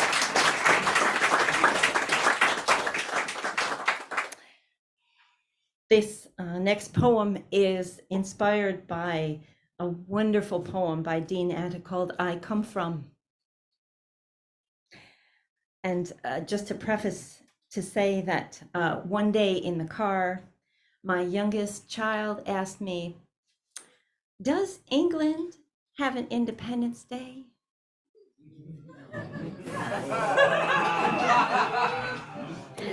And before I could explain and give like a mama explanation, my oldest child jumped in and went, "No, our country is the country that makes other countries want to have an Independence Day." And this is called Everyone Belongs. I come from the front porch. I come from the stoop, from chatting over the gate about the juiciest scoop. I come from Cuba, Germany, Zimbabwe, and France, Poland, Italy, Ireland, Puerto Rico, where I learned to dance. I come from nighttime fragrances from every house cooking dinner, scents from across the world settling in on the inner city of us. I come from the right hand placed over my heart, set the Pledge of Allegiance followed by the part where we all sing the anthem standing together, but so far apart. I come from lunch counters that only served whites. Water cannons, bloodshed, protests and fights. I come from a man who said, "I have a dream." I come from an existential New York scream. I come from a sister who shouted, "What are we doing about all this hate?" From parents who stayed up late, watching the news about the war in Kent State.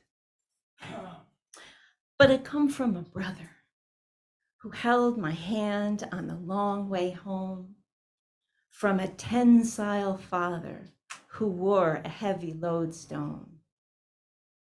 And I come from a mother with small hands like songs, who navigated my feet through all of these wrongs and looked in my eyes and said, "Whatever they tell you, everyone belongs. Just everyone belongs." Thank you.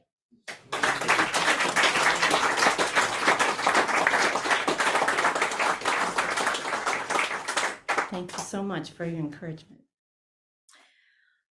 The poet Michael Longley, of whom I enjoy so much of his work, was once asked, "Where do you get your poetry, the words and the phrases, where do they come from?" And he said, "If I knew where poetry came from, I'd go and live there." Okay, wouldn't you? Yeah.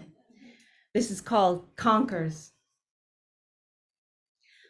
I can never leave a conker, never leave one on the pavement or the grass between tree roots.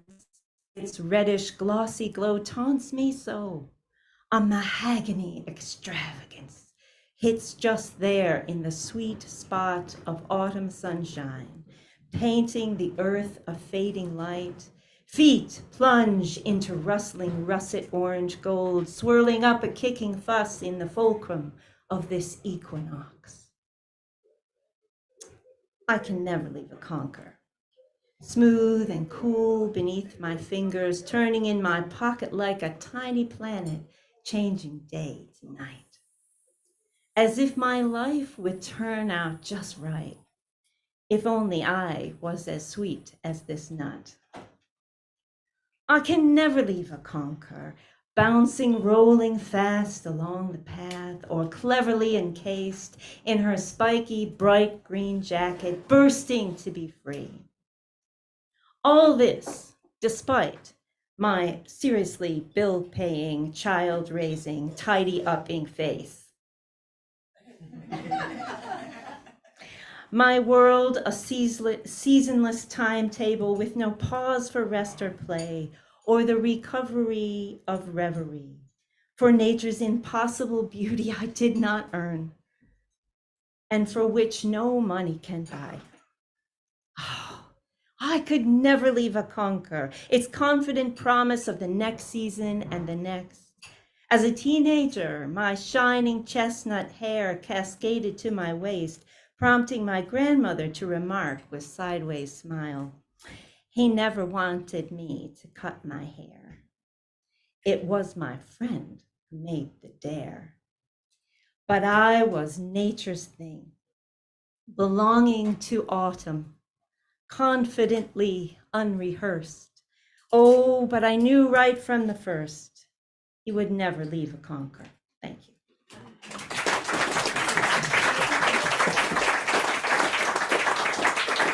Thank you so much.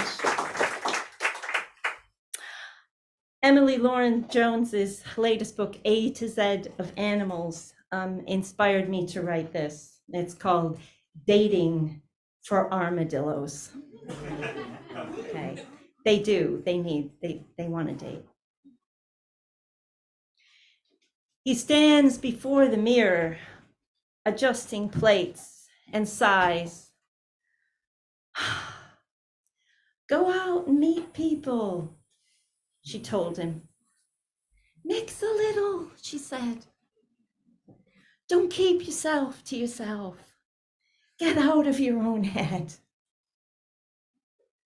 But it's not that easy, he'd wanted to explain, to climb out of this armored self, make your way down off the shelf when you've been built to repel attackers. You're surely destined to be single, not mingle like some waif-like reed. Built for comfort, Dad had always said. Built for comfort, Arnold, not for speed. Still, how lovely it would be to meet the one who would make sense of me. Allow them through this fortress's defense, wake up to a beloved's face on the pillow.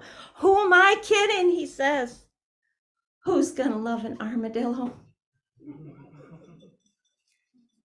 Then he remembered with a jolt how she had looked at him and then glanced down and danced around on shyly shuffling 4 dainty feet.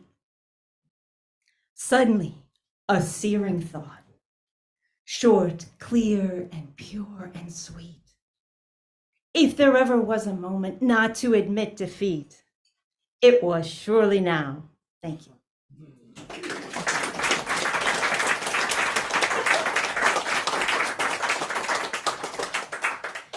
How am I doing for time? Okay? Yeah, you're Okay. My mom was a natural storyteller, and I credit my desire to tell a story and my writing ability to her. This poem is about the inner strength and resilience she demonstrated to me by her life.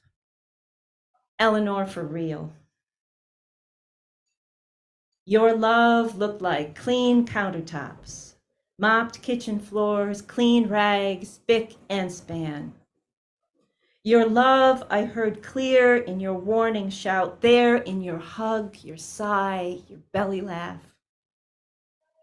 Sounded like justice. With my small hand in your rough hand, your love stood at the school gates, defending my humanity from the bully's insanity.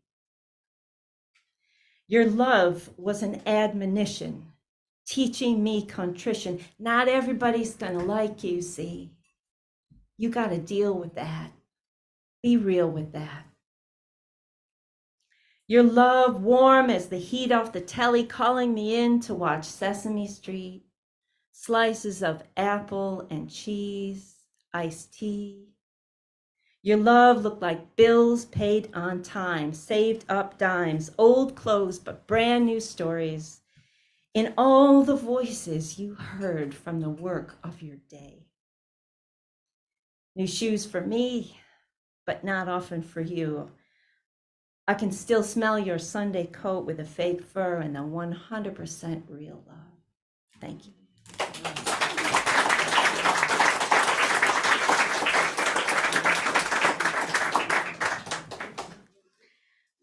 Earlier this year, I was invited to write a poem, a sort of dramatic poem for Coventry's Criterion Theatre Arts Festival. And I wrote about the night Coventry Cathedral was bombed, but really this poem is about how all children are forced to grow up really, really quick in war, and it's called batches. And a batch is a Coventry word for BAP. Is that what you say over here, BAP? All right.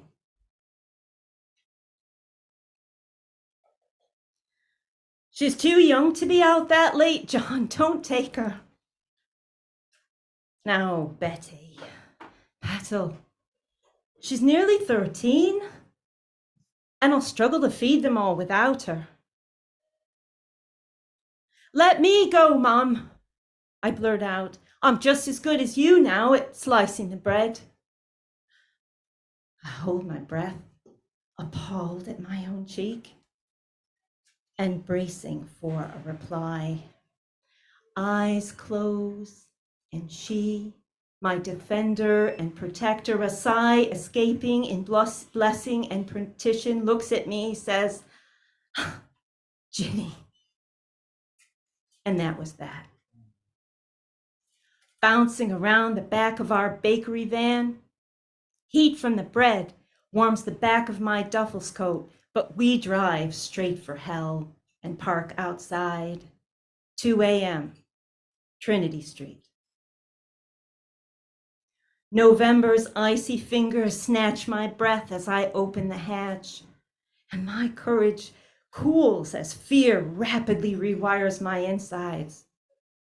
We stare open-mouthed into the incendiary damage, silenced by profane damage.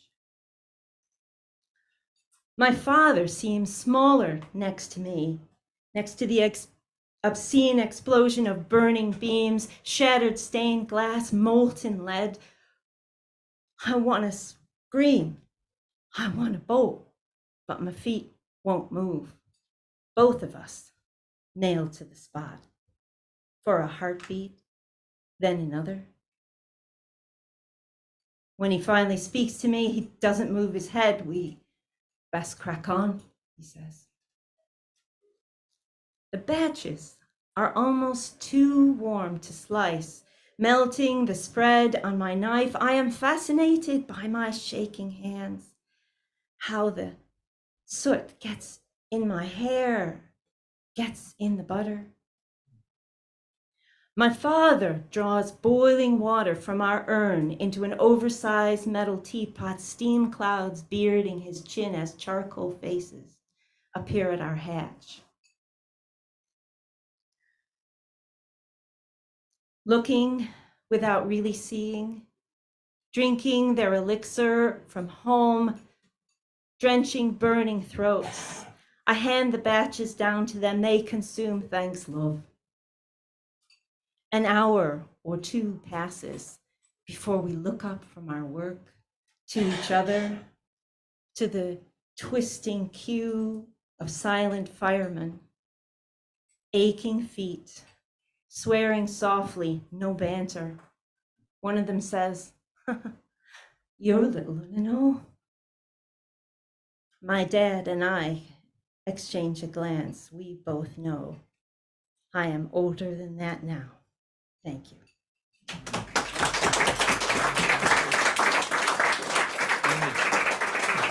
Okay. Thank you so much. You've been an amazing audience. I'm going to end with a little poetry experiment. I'm a little bit nervous about doing this. The park down the end of my street is where I walked off labor pains and taught my children to ride bikes and studied for exams. And now I volunteer to help maintain this beautiful little green pair of lungs in the middle of an urban area. And this is called Park. It's a poem I recently set to music. Oh, I love deeply the shimmering transit temporary of sunlight through silver birches, a stained glass green a tall, slim closeness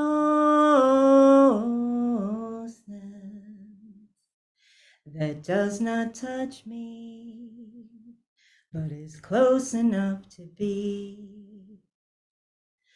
Branches bending, branches bowing, watching over coolness, enfolding me, enfolding me.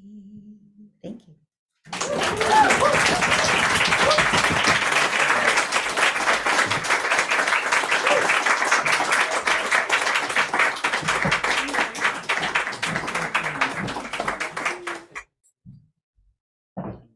Thank you, Amy. And you're right, you know, we all belong. I think all creative art should, for me, thanks, Dan, you gone? Safe home. Should make you think, but also make you realize things that you already know are true, but in a slightly different way. And we do all belong. And the thought that all children go up way too quickly in war, yeah, that's powerfully accurate. But here's the big question that came out of that reading. Does England have an Independence Day? And if not, why not? Answers on very big postcards. Thank you so much, Amy. Thanks a million, really appreciate it. Great reading. So just before we head to the break, I'll have the open mic list available again. So if you want to get on the open mic, if you're not already on it, let me know and we'll get you on that. We'll get into that as soon as we get back from the break. We should be 10 minutes, but just before we go to the break, one more huge round of applause for our two wonderful guests, Amy and Anne.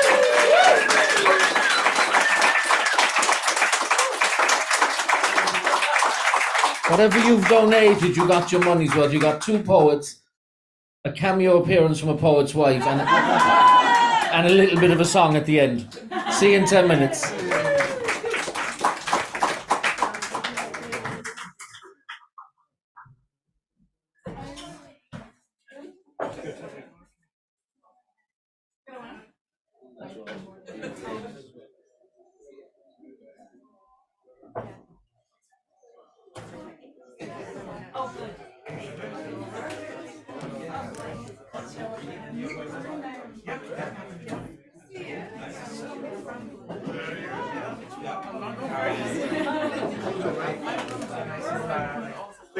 You're not on it already? No, somebody fucking asked me. Where do you want to go?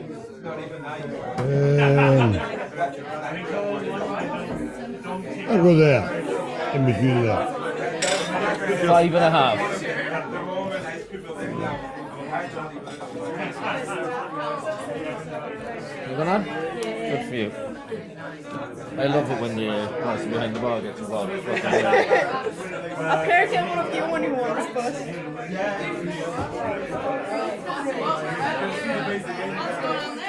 We did have a girl here it's a good few years ago. She was going to college. Emily. Yeah, that's She was right. blonde, yeah. I think she's working in a cafe or something. Did she used to be? Occasionally. Or was it Eve had her daughter, right? Yeah, she did one of the walking as well. See you.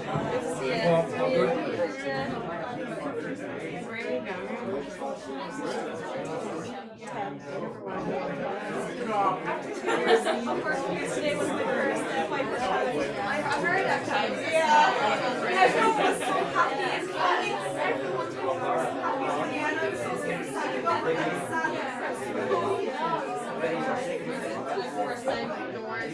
sat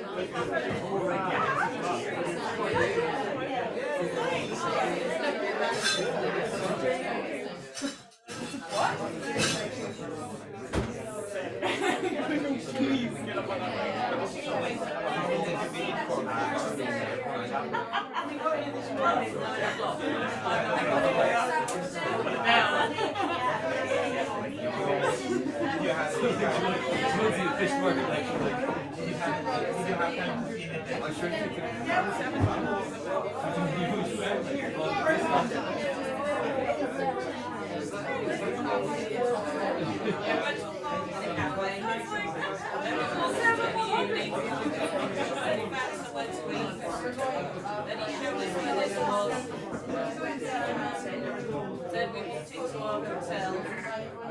Then you collapsed for half an hour. Then we had to get up and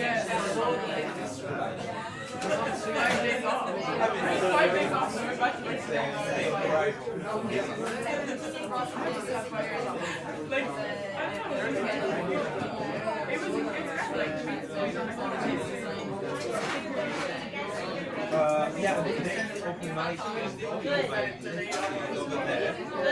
So we should invite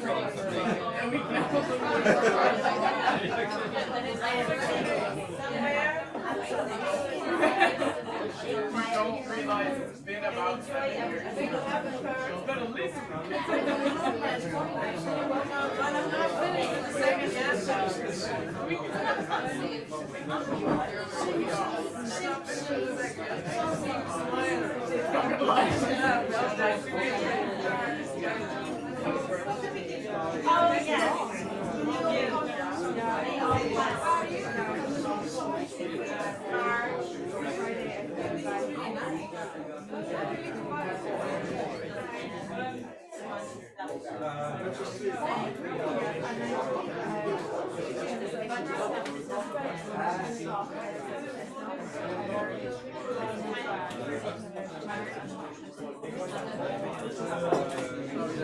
I know I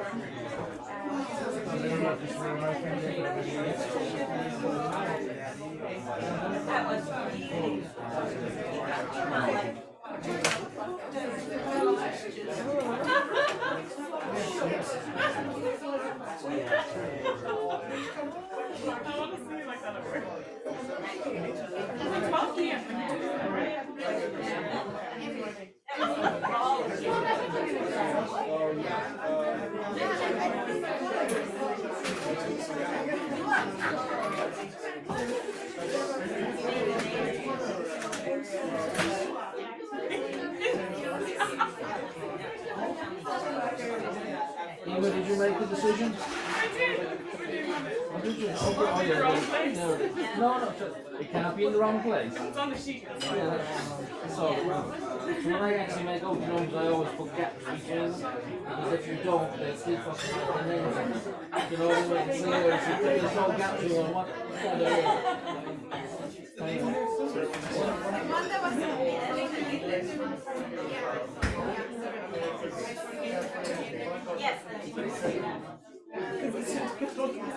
Well done, guys. I'm going to mention your book there again. I forgot to mention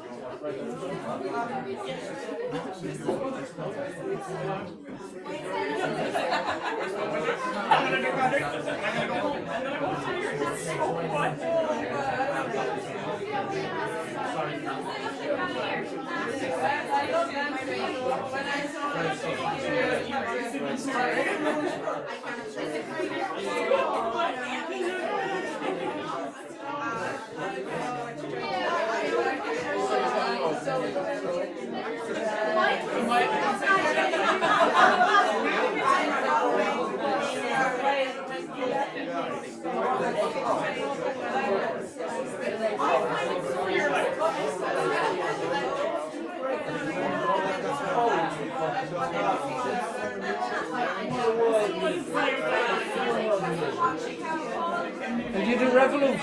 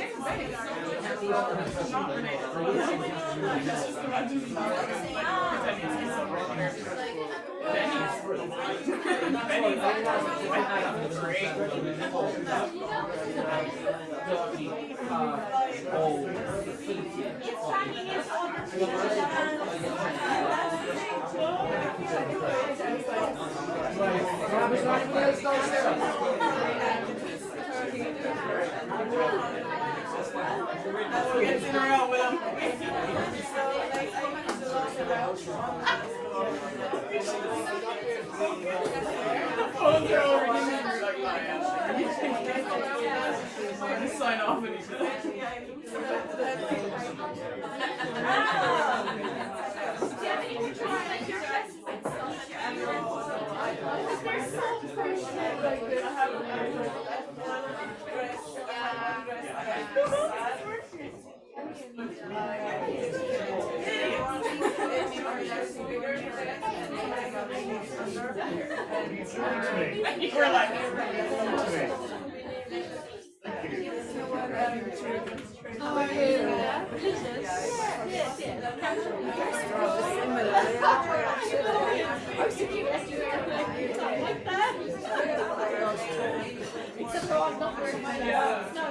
How's the list looking? Yeah, it's pretty full.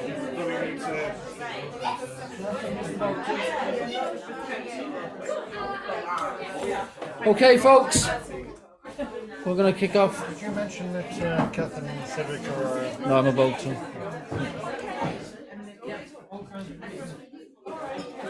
Okay, folks, we're going to kick off the final section of the evening. All sorts of excitement as we head into the open microphone, because people on there have spent months finalising particular pieces that they're delighted to share with you tonight. I see people pulling up musical instruments and everything. Now, just before we get to the list and we start off with the open mic, just quickly to mention that Anne has copies of Not a Robot, the book, with her this evening. £8, €10, and if you don't have cash, here we go. What a world we live in. The guest poet has a card machine. She will accept card payment. Doesn't have Revolut. Completely blanked over when I said, do you have Revolut? But she said, no, but I have a card machine. So I think in the spirit of her bringing the card machine, everybody should buy by card. Everybody. Anyway, copies available at the end of the night. Also have to mention that obviously there's a return exchange. I mean, Dan, the Lord Mayor mentioned twinning. I think Cork was the second place Coventry was twinned with. Coventry is one of the most twinned cities in the world. Yeah.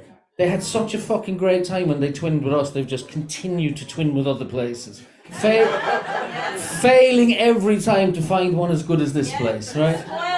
But obviously we have people going to Coventry later in the year. They are Catherine Ronan and Cedric. Are you both on the open mic? Yeah, sure. We'll get you another round of applause when you're on the open mic. How's that? Coventry's in for a treat.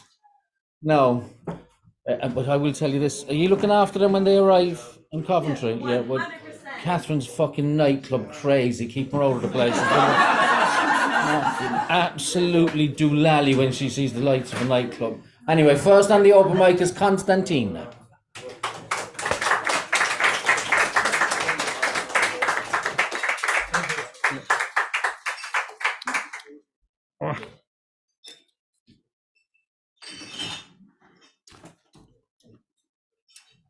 Autumn morning,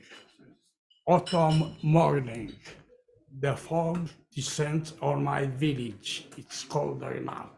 The sun has disappeared. Aroma. The aroma of apples, autumn quiet falls behind. the first flake of snow made in my palm. You still remind me of my childhood. Creator of dreams, I climbed the mountain from the foot. I stopped in the middle of the road for a while to rest. From there I could hear the song of the nightingale coming full of light. I continued to climb, after which I returned from where I left without any remorse, like a new calling has to assume.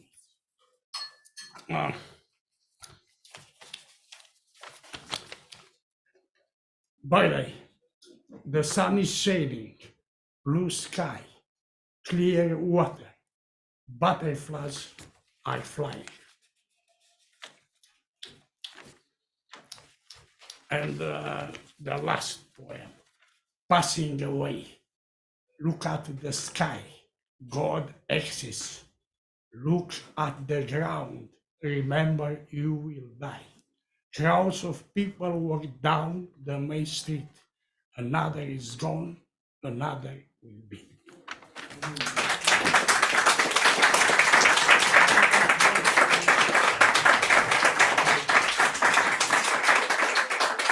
Thank you, Constantine. Beat that for a voice if you can, because we're now on the end of the night. Next up is Linda. All right there. Thank you. That's fine, yeah. If anybody knows me well, they know how much I love to travel and how that influences my poetry. So this is Venice, Invisible Silence. In the chapel of stained glass, a Madonna bathes in red and gold.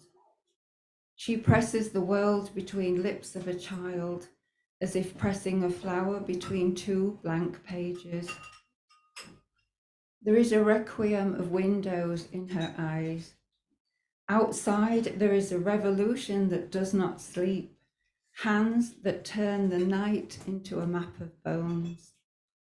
Thin ribs of bridges arch over waters older than the wind, where at the lagoon, fishermen catch abandoned prayers in their nets. A cleft of light cuts across the room like a razor blade, before losing direction, as if a lost compass. Sometimes I lose direction, wait in invisible silence for the page to be turned. In the labyrinth of alleyways, my shadow sprawls like a bruise across cold stone. The edges curl with uncertainty and heat, as if paper-thin flowers of August bougainvillea. When it rains, the aqua alta carries me to the feet of saints.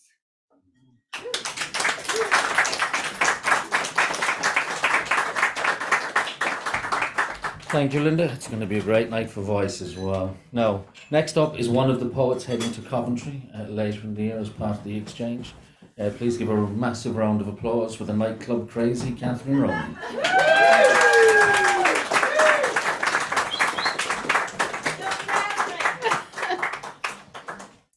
Well, I was listening to Anne earlier saying I've already mentioned my publisher. So my publisher is Revival Press and my book is Elemental Skin. And I'm dedicating this poem to Anne and Amy.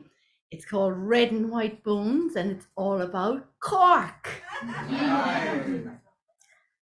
Buttera, Baraka, Pana, home with ham from O'Donovan's for me, ma'am. Pick the plumpest chicken in the window, says me nan with all the other headscarves. Coats with deep pockets, lee full of trolleys, grand parade of first dates, I lick me lips. Love outside City Hall ignites 50 years. Vickerstown Inn turns my angel upside down. Bodiga jazz sweats through white bricks. Songs rise from the marsh of ancient Cork. South Mall awash with merchant ships. laden with fruit for Cuthberts. Tripe, drisheen, kidneys, liver, all smile in Irish colke or English market. Elizabeth Fort keeps secrets of women sent to roast in a different world for stealing ribbon. Charlie the Bog sings the boys of Fairhill. Murphy is still in a glass of his own. Donkey jackets play red and white bones. This is Cockboy. Welcome to the moon.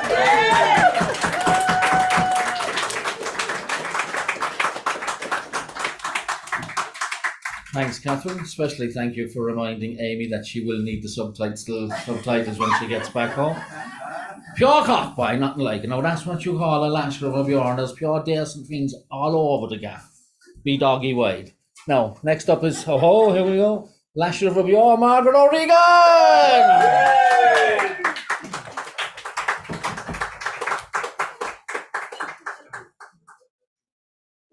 Yeah.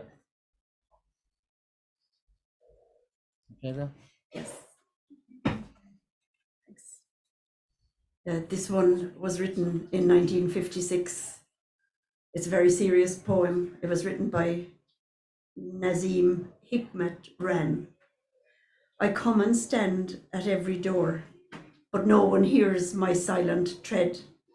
I knock and yet remain unseen, for I am dead, for I am dead. I'm only 7, although I died in Hiroshima long ago. I'm 7 now as I was then. When children die, they do not grow. My hair was scorched by swirling flame. My eyes grew dim. My eyes grew blind. Death came and turned my bones to dust, and that was scattered by the wind. I need no fruit. I need no rice. I need no sweet nor even bread. I ask for nothing for myself, for I am dead, for I am dead. All that I ask is that for peace you fight today, so that the children of this world may live and grow and laugh and play. That's it. And don't forget, every Saturday, 1 o'clock, Grand Parade, we march through our streets for Gaza.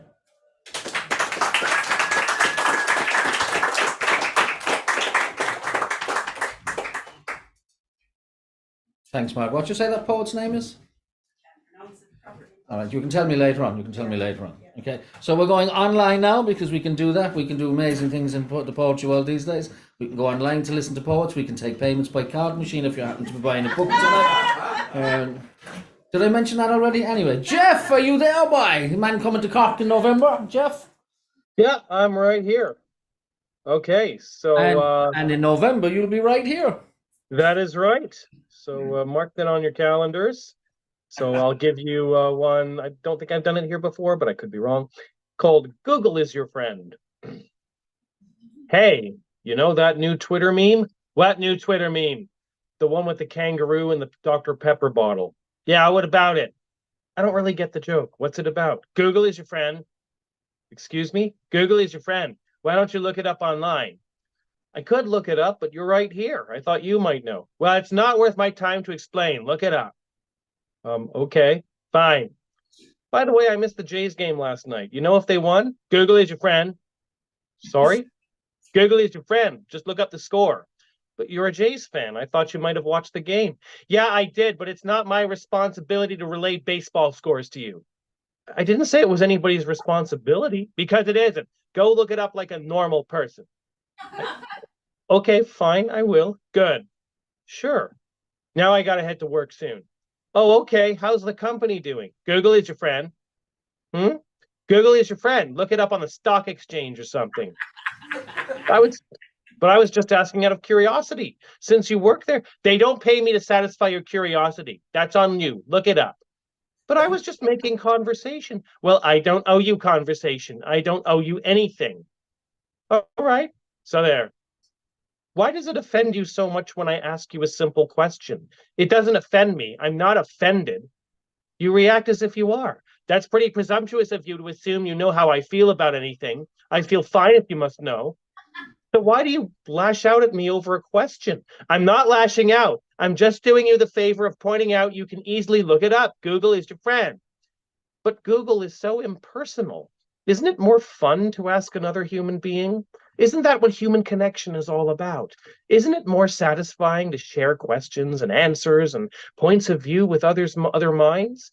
Isn't it more progressive to have a society that openly asks questions and discusses things with nuance and exploration of ideas instead of just silencing each other? Isn't it? No, it isn't. Okay, I'll tell you what it is. It's a sign of your toxic laziness and immaturity. It's a sign you can't be bothered to take responsibility to stay informed. You're so self-absorbed and devoid of empathy that you're willing to waste other people's time manipulating them with inane questions. I think you need serious psychological help. I think you need to take some time to work on yourself and reconsider the way you treat other people. Until you do that, you should probably stop trying to connect with others since you clearly have no people skills. Oh, all right. I apologize. Do you even know what you're apologizing for? For everything you just said. And I'll work on myself. Sorry, I didn't realize how you felt. Felt about what? About people asking questions. I didn't know you felt that way. Well, Google is your friend. What? Google is your friend. You should already know. If you looked it up, you would have found my blog, which explains everything I feel. Don't you read my blog? You know something? Sure, Google is my friend. Yes, it is. But you sure the fuck aren't. Goodbye. Hey, where are you going? Come back. Oh, why am I always so lonely? Well, at least Google is my friend. That was Google is your friend.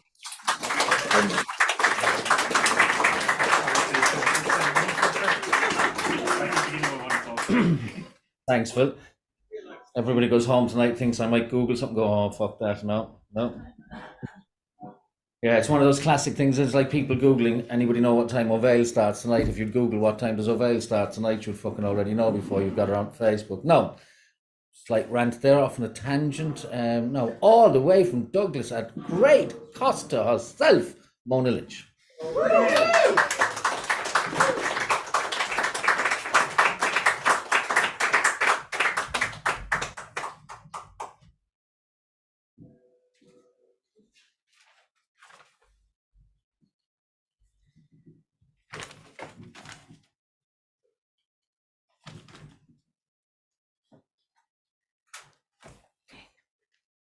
Fighting colours. I enter her world every week, watch her surrender without regret. But I regret, reach out, touching clouds, grab fragments of our past, getting no response to stories of our adventures. She riding her bike to Crosshaven, where she could swim like a fish, but is now at sea. A teenager, she didn't own a car, but would drive anyone's car to get to Dublin, to the love of her life. A grandmother now, she lives in a puff of smoke. Maria from Kerry sings every song. Ellen sleeps in her comfort chair. Michael takes the mic and Brendan lets him sing his own song. Shiva from India with Elena from Poland wheel in the tea trolley, carefully filling spouted cups with side handles, healthy pink drinks. But from the damp earth's embrace, she coaxed vibrant peonies. Yes, there is a spark, no a flame. She has style. Like a mannequin in a store, they clothe her stiff limbs every morning. As she directs, each garment must match the other, the shoes, the beads. Though her words dim, her colours never.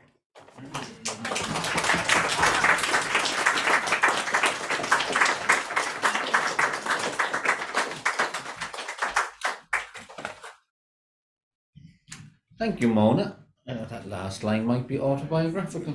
No, next up is a man who doesn't have a surname because he's a rock star. Rab.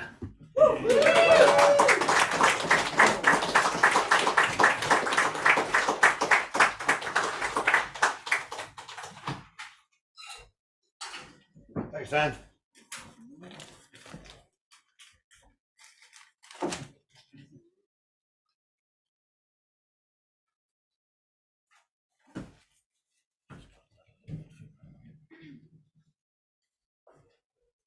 New book.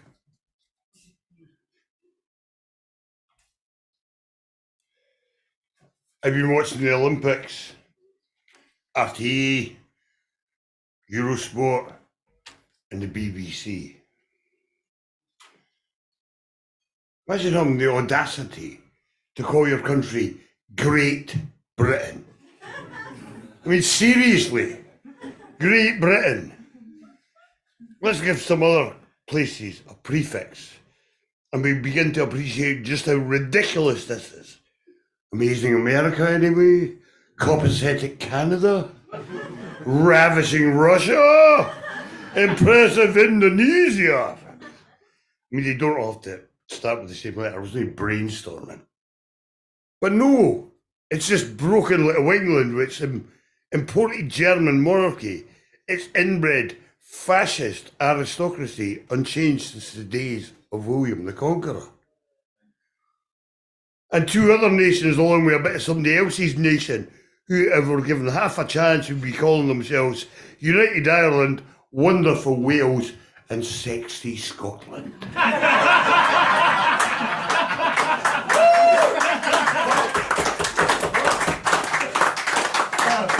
Thanks very much. We'll see if we can get this shit together. This is, I've done this before.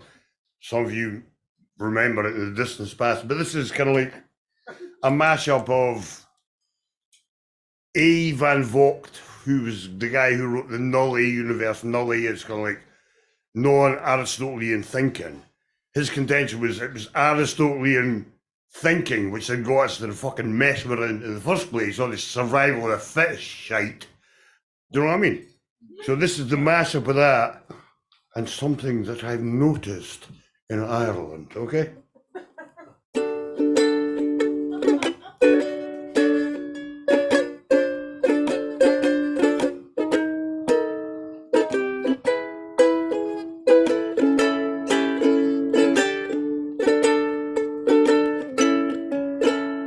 The map is not the territory, the word is not the thing it represents. Our sensations are not reality, but an abstraction of reality. Don't you love to go to concerts at Slane Castle? Oh, that lovely countryside all around, it's private land. The laws of people will never be just until they are sane. Fear is a reaction of the living organism, not the threat but to perception of threat. Don't you love to kiss the bloody stone? Don't you hate to pay? Why you gotta pay anyway? It's a national monument, analyzing the universe in its simple binary opposites, while necessary, has limited value. The function of a tool can be inferred by its design. Well, I think I'll go to Lismore Castle. I'm gonna take my fishing rod, but no fishing on the Blackwater River all the way to York. No two objects in the universe, no two events are identical. One or two objects in the class of objects is an individual. But I just keep thinking about Irish castles owned by English lords. What happened in the War of Independence? what happened in that war. A multivariate logic more accurately reflects the complexity of the universe. Such logic is non-Aristotelian or null. It's a rejection of hierarchy, a rejection of racism, a rejection of sexism, a rejection of war. All the things a healthy Irish caste should be fighting for. It's a rejection of racism. I'm done. Thanks.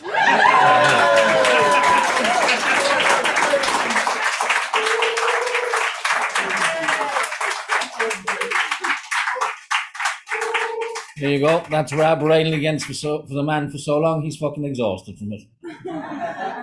I will tell you this, and I know now we have guests from the UK here, but they have a gift for pissing people off. Like, I watch the BBC coverage as well at times, and they announced that Daniel, what's his name, Whiffen, the Irish guy, had won a gold medal, and they announced it as follows: Daniel Whiffen from Northern Ireland, representing the Republic, won a gold medal today. And you just go, fuck's sake, give me a break. You know what I mean? Having said all that, Rab, who's going to be the poster child for the Sexy Scotland campaign? Like, well, I'm not sure even Scotland believes that. Do you know what I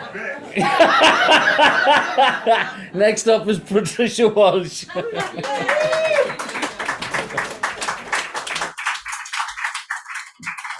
So now I'm going to follow up that with that. Now, this is called Pictures in My Head. The cigarette chain hungrily dines its waters, sent through made to watching eventually. Nude alcohol exposing the hooks in a deranged eye.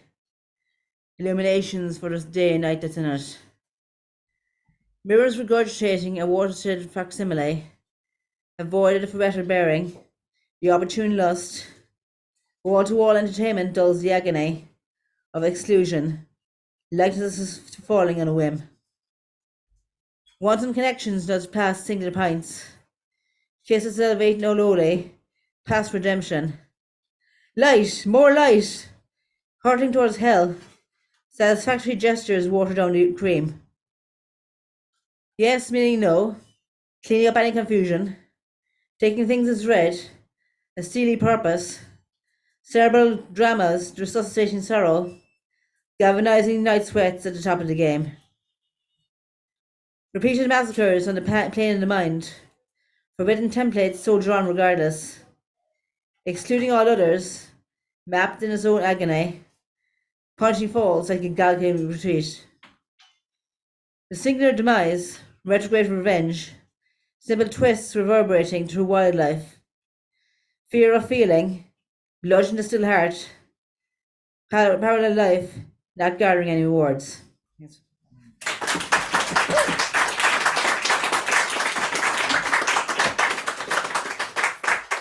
Thanks, Patricia. I'm always worried when a poet decides to write something about pictures in the head. You're kind of going, oh, this could go anywhere, but well done. Now, this next man keeps turning up to Argyll, even though he, at one point in his life, and maybe still, believes there's no culture in Cork. Colm Scully.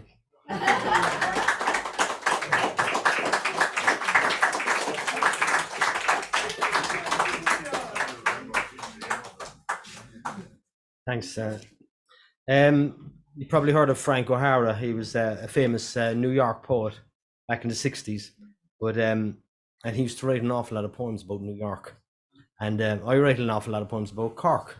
So someone said to me about 12 months ago, you could be the Frank O'Hara of Cork. Here goes. The Frank O'Hara of Cork. I'll go into town with my notebook, as if it was a camera, and sit upstairs in Bean and Leaf, just out inside the gorgeous bay window, looking out over Grand Parade. No one will suspect a notebook. I'll sit and sketch pen pictures of all the characters, the inaction of Friday morning coffee time, as if I'm going about photographing everyone like a Chinese tourist might, snapping pictures of drunks, dingbats, pretty women and suntops. It's not illegal, you know, photographing public places. Surely it must be lawful to write it down. No one cares about books or paper.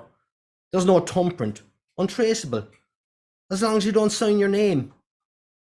But maybe a Garda will be called by one of the staff, or by that Brazilian goddess over there, filing her nails into a coffee cup. He'll arrive by bike and trudge upstairs, his puffy high-vis jacket, tight cloth pants, industrial boots, as if he's going to dig a garden, come over to me as to a loitering teenage boy. Now move along, please. You can't be writing about people in public. I know, you know me, we've been through this before. Please now, just give me the notebook quietly. He takes my notebook, opens where the red velvet ribbon marks the page. But officer, or Garda, how do I address him? I'm doing nothing wrong. I'm just recording life like Frank O'Hara did. I've been told I'm the Frank O'Hara of Cork, or could be. He looks at me quizzically. Who's Frank O'Hara, he asks. I guess I'm caught. Nobody, I say, and stand up, leaving him my notebook full of truths, slinking away into the knot of streets that moments before I was trying to undo.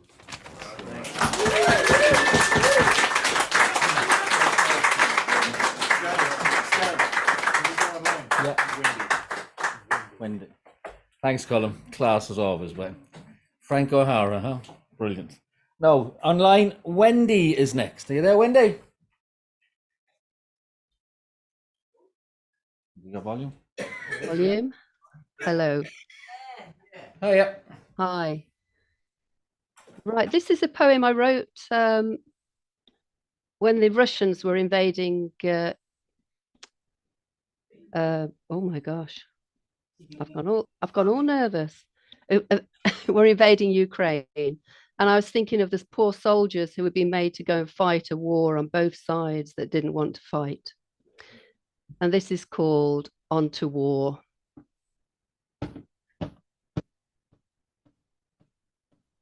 With shoulders hunched onwards to war, the uniform stiff and dull, the thought of killing haunting the mind, the tragedy yet to come, anticipation, obliteration, give me a drink of vodka. This may be the last time I will ever dance the troika.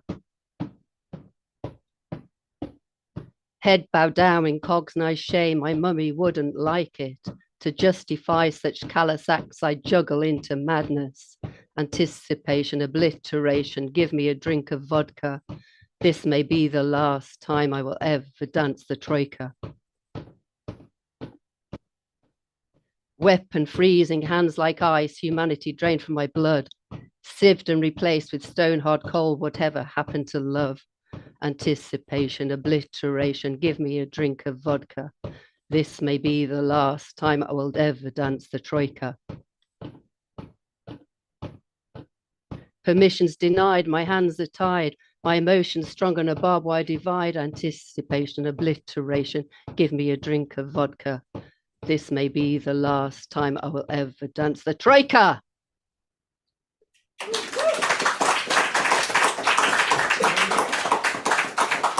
Thank you. And this is just a short one that I wrote recently that I haven't performed anywhere before. It's called Comfort. I hold my hands to my face to comfort me. Oh, precious Cupid face. Soft and elfin-like. Cheekbones supported by fingers that feels hugged too.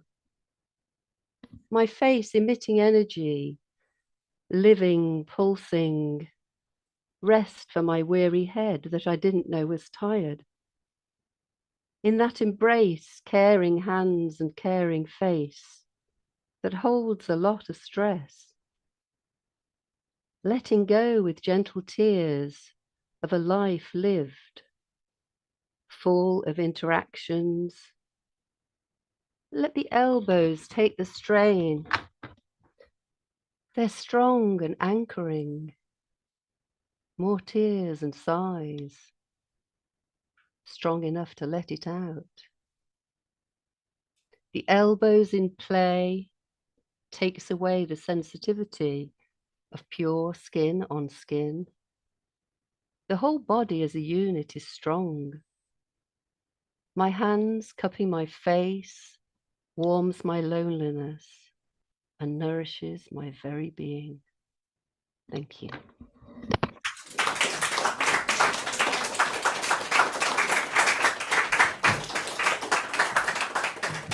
Thanks, Wendy. What a wonderful contrast between the two pieces. Now, up next is Michelle DeLay.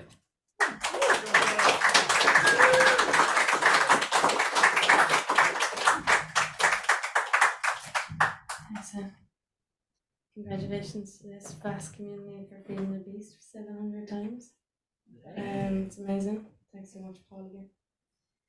I'd like to read a tribute for the late Owen French, who was sadly lost last weekend. And I'm sorry if this is news to anyone who might have known him. He was great, very supportive, a tutor of mine in architecture and colleague for a while. He had a fascinating delicacy to all of his work, and he was a very successful music artist as well. And like every good lyricist, probably a very unsung poet. So I want to read one of his songs, which is called In Time. R.I.P. Owen. I set a fire to the moon's shape. We are just shadows in the cascades of history. Defeated love and then your war games, the sky released. I set our bodies on my lung shore. This heavy whisper makes me more scared than anything. I was loved and now that love's lost. I know they'll never find us way out amongst the madness. I feel free in time. Fall depths with me, miles apart. In light we solve our whole lives. In time you breach the brightest parts. A light we fall. You pry me thumping from this long drop. My twisted body in a bind that you want to break. This house is covered in your blood sport. Don't give a fuck what's taken. I hear there's wars worth making. I just leave in time. Fall depths with me, miles apart. In light we solve our whole lives. In time you breach the brightest parts. A light we fall. So lay down our lips, all our mumbles, they are fabled. Bind it all up and cast it out into the night. And I sense all your omens. You are young, you are able. We drop from the sky and fill our lungs to feel alive. In time fall depths with me, miles apart. In light we solve our whole lives. In time you breach the brightest parts. Light we fall in time. Come on, Rev.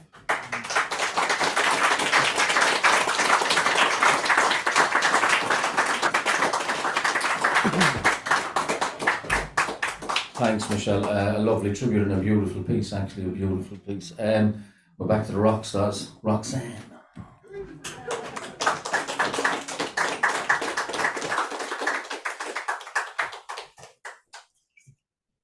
You're never tired of making that joke, aren't you? No, no. And you never will. So, I picked whichever notebook when I came. And I haven't been writing for a long time, so this is once again something from last year. This is from September. And I want to give a shout out to Mona, who hugged me so tight when I read that last year. Thank you. It's called Obstacles. You won't find me. I won't let you get under my skin. Not anymore. You got me. You tricked me. You trapped me. You almost took me. Not anymore. I escaped, broke free, disappeared into the twilight, the darkness of winter. I stayed away so long, but still nearly fainted when seeing you in the street. Tried to control the bumping of my heart and my teary eyes. I flew to refuge. You wouldn't know, you're oblivious, but I'm not. I could scream your name or our address, but I vanish. The watchwork were safety and recovery. A quiet neighborhood, new families, shields to the past. But I want to dance. I need to dance. I might bump into you though. Deep breath. Let's go. Despite my prayers, fate decides against it. You are here. You are oblivious, but I'm not. I became the phoenix you couldn't foresee. You played me, manipulated me to the core of my passions. Bravo, that's impressive. But God forbid, it's over. Your skin turns velvet while staring blankly. No, while I stare blankly. Do you want to dance? No. No scream, no time to take offense, just a fact. You're so mad and I'm loving it. I still remember your hand on my waist and your fakeness. It won't happen. I was Roxanne for a few. I'll be Roxanne for everyone, everywhere. Only my tribe will know the real me. I won't wish you hell, though you clearly deserve it. I just pray that when the time comes, your heaven will be different than mine. Thank you very much.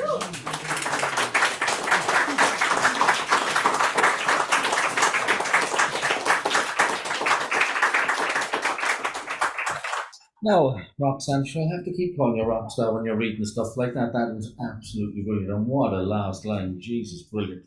Now, next up is a man who has been to Coventry, Benjamin Burns.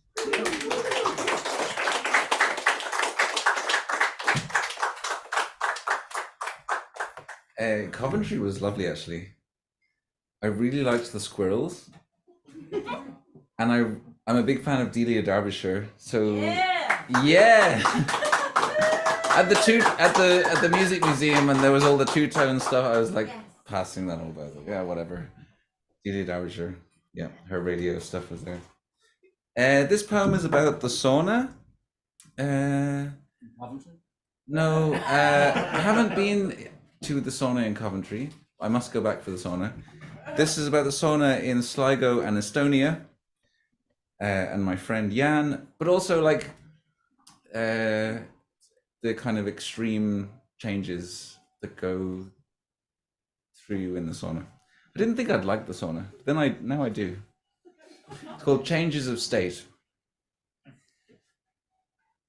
Held by a silence the sauna itself is complicit in, Jan reaches across to cast a ladle of water on the stones, and I evaporate, in an instant shrink, to ascend as a multitude of minuscule droplets in a hot burst of steam. Bone marrow rarefied to mist, muscles once tense, untensing in wisps, from trapezii at the nape of my neck to solii of my lower calves. Memories at play across the surface of a puddle, broken by a child's two-footed splash. Bright yellow wellies, reflected in the hissing sky where water never settles, but hurtles back into the deep Atlantic salt rinse to cavort with seals, their dark eyes observant for the glimmer of fish, as molecule to molecule the netting between things tightens.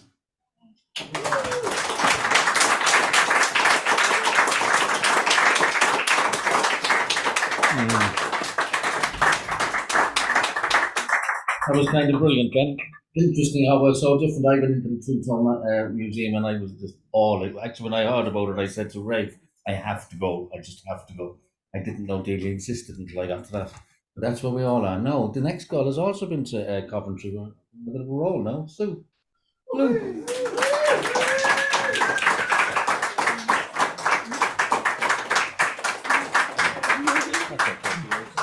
Well, thank you very much, Stan, and thanks for this beautiful night. Yeah, I was in Coventry last year, and this feels like passing the baton.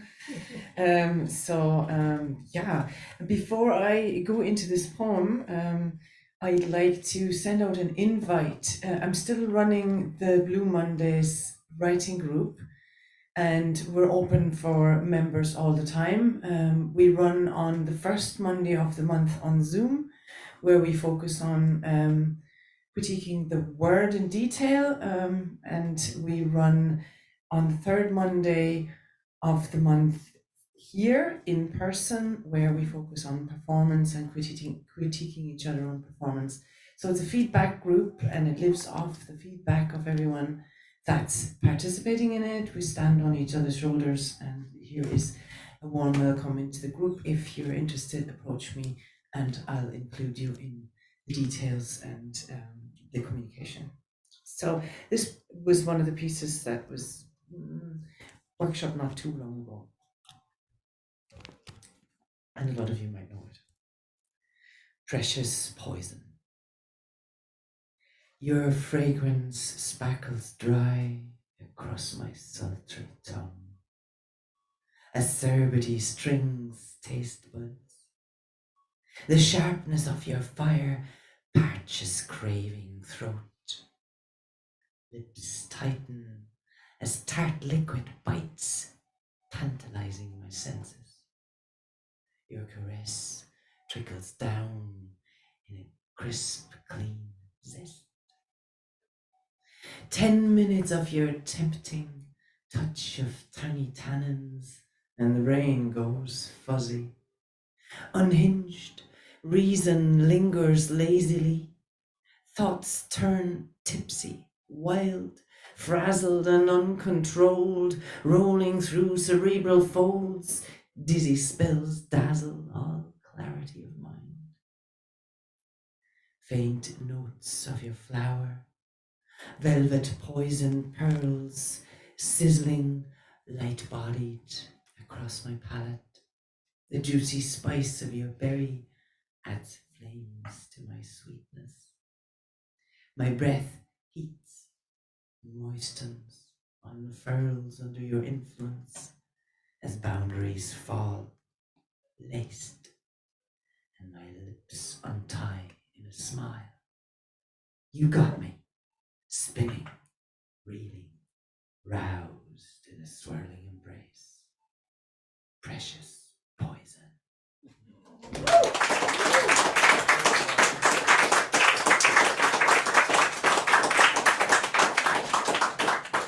Thanks to both the poem and the reminder about the Blue Mondays thing still being alive. Now, Alexandra is next, coming all the way from behind the bar. One more online.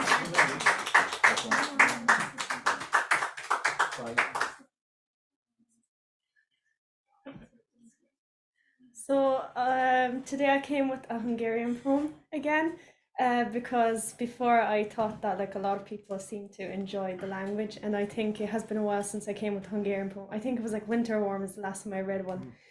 So this poem was actually written from my mother for Mother's Day, which was written back in May, because in Hungary, Mother's Day is actually held on the first Sunday of every May. So that's a little information there. And in Hungarian, this poem sounds a lot nicer because it's actually a rhyming poem, which is something that I usually don't do. So in English, like the translated version, I tried to do my best, but like a lot of sections seem out of place because just the storyline is a bit all over the place because it's not really rhyming. So it will sound a bit funny some parts, but I tried. So menedék. Drága édesanyám, mondókámat elmondanám. Tudnék-e, mennyit jelentesz? Te engemet el sosem feszítesz. Kisbabád már nagy lány, de ha nem lennél már velem, ott lenne magány. Apró gyengéd lélek vagyok, de szeretetet néked adok. Ha bánat van szívedben, én ott állok helyben. Gyere sírj vállamon, ha nem ma, akkor másnapon.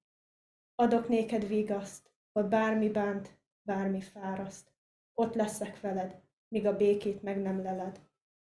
Nem vagy nékem teher, hisz sírtam karodban már ezerszer. Drága édesanyám, mondókámat elmondanám. Tudnék-e, mennyit jelentesz, te engemet el sosem veszítesz. Nélküled lelkem törött lenne, életen átmenni szívem rettegne. Hisz te nékem lelki támasz vagy, mikor az élet időnként cserben hagy. De te ott állsz készen, hogy engemet tartsál az ösvényen. Nem vesztem el önmagam, mert te mindig újra töltötted poharam. Régen vízzel, most épp sörrel, józanul vagy részegen harcoltunk a széllel. Néha lázadtunk az ég ellen, de aztán kacagva nevettünk a holdfényben. Egyszer lent, egyszer fent, az életen hajózni át, bármilyen agyament. Drága édesanyám, mondókámat elmondanám. Tudnékem, mennyit jelentesz, de engemet el sosem veszítesz. Hol nékem vagy a vigasz, de nékem meg a tavasz. Hozzád bármikor mennék, mert lányomnak te vagy a menedék. And then this would be the potential translation.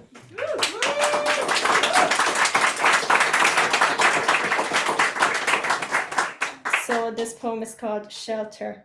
My dearest sweet mother, I'd like to tell you my rhyme. For you to know how much you mean to me, you will never ever lose me. Your little baby has grown up, but if you would no longer be with me, I would feel true loneliness. I'm a little tender soul, but I give you my love. When there is sorrow in your heart, I'll be standing by you. Come cry on my shoulder. If not today, I'll still be there another day. I will give you my comfort where anything hurts, anything upsets you. I will be there with you till you find true peace again. You are not a burden to me. How could you be when I have cried in your arms 1,000 times? My dearest sweet mother, I'd like to tell you my rhyme. For you to know how much you mean to me, you will never ever lose me. Without you, my heart would be broken. If I had to go through life without you, my heart would feel terrified. When life sometimes betrays me, you are a spiritual support. You stand there ready to guide me through the right path again. I never lost myself because you always refilled my glass. In the past with water, now with beer. We fought the wild winds, whether we were sober or drunk. We rebelled against the sky, then laughed in the moonlight. We sailed through life and whatever craziness it gave, whether life put us up or put us down. My dearest sweet mother, I'd like to tell you my rhyme. For you to know how much you mean to me, you will never ever lose me.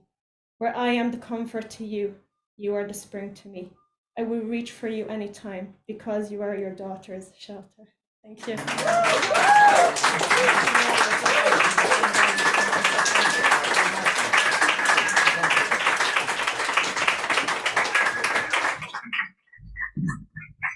Thanks, Alexandra. You could have saved yourself all the hassle of telling us how translation didn't work because you're talking through your ass, if you don't mind me saying so. It was brilliant. Thank you very much indeed. And I love the Hungarian. I love coming here and listening to other languages. So bring more of that. Now, next up is the one and only Mr. Philip Spillane.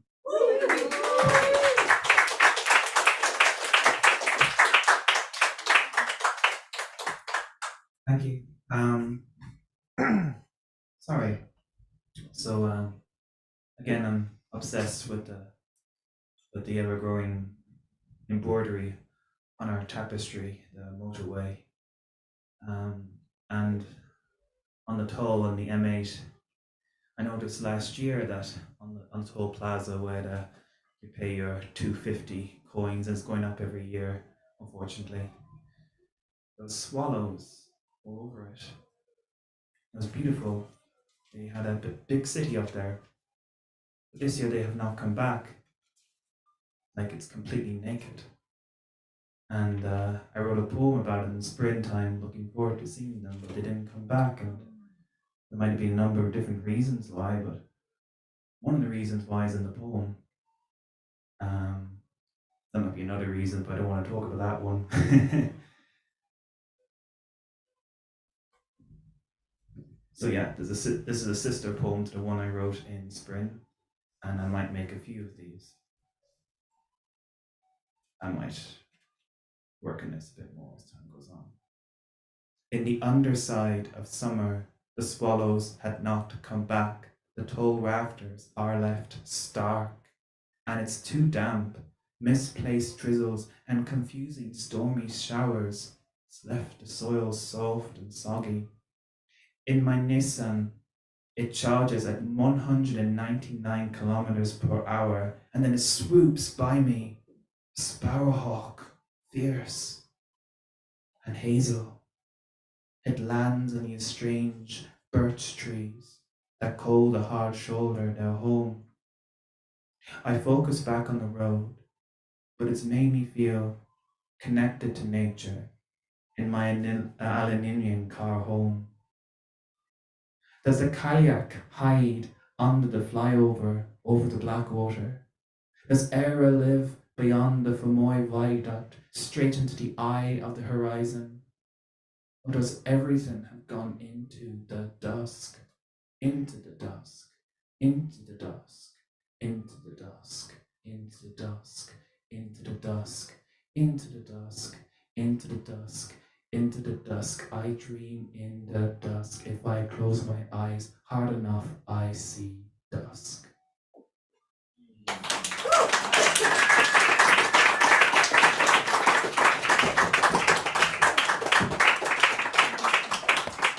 Thanks, Philip. There's an insight into the mind, into the mind, into the mind, into the mind of Philip Spiller. Now, Dad, where's your shorts? where's my shorts? They're at. It's a very fucking personal question, right? Very personal question in a public environment, like. Jesus. I mean, I'd say a guard wouldn't ask me that, but they do normally. No, let's move on. So the next man is going to Coventry. He's got two jobs when he goes to Coventry. One is to entertain the people he's reading for, which is not a problem, and the second one is to keep Catherine on all the fucking nightclubs, which is a huge problem. Cedric!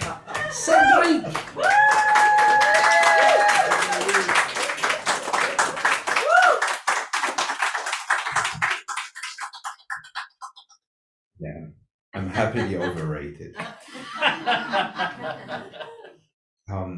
I don't know if any of you had this kind of itch sometimes when you find words that are interesting and you want to make puns with them and you don't get the opportunity of just using all the puns and they stay with you and scratches them. You need to scratch that itch.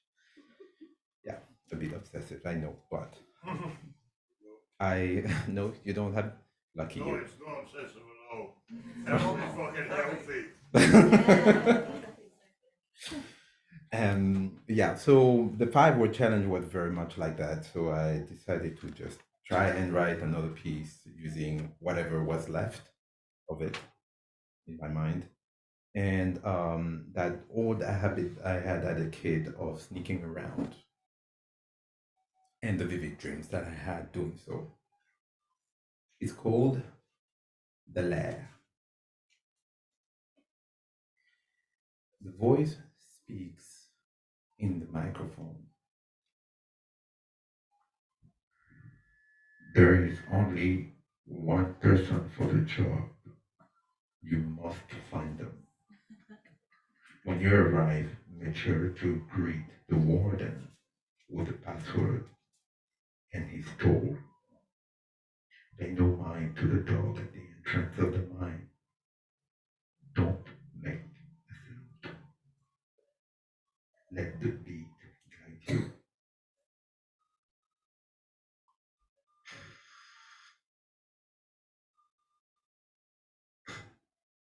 Do not look around. Walk straight through the crowd. If you look like a tourist, running faster than an Olympian would do you no good. There are no people, only predators and prey. All kind of vibe, all the way to the bar where you are headed. What's there? Ask for a Bloody Mary. Do not pick the drink. Check for the prices. Ignore the spice rate. No hesitation. Let them take you to the right place. Play the game. Dance to their beat. Once there, you are all by yourself. It will be all piracy, lies on chords, constant trance. Appreciate the music, but stay sharp. You won't get a proper heart for this. The line goes silent, except for static noise. The rave is going strong, all trance music and flashes of colors and lights, glowing from the evil mouth of the mind. I know I'm dreaming, but right now I could use the bathroom.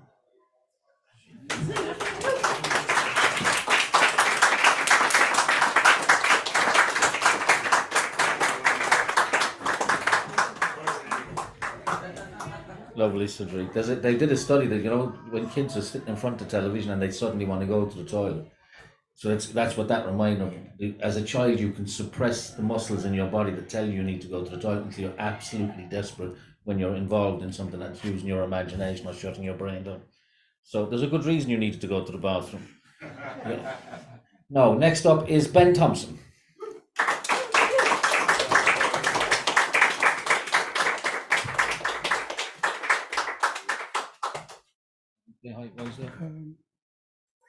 Yes.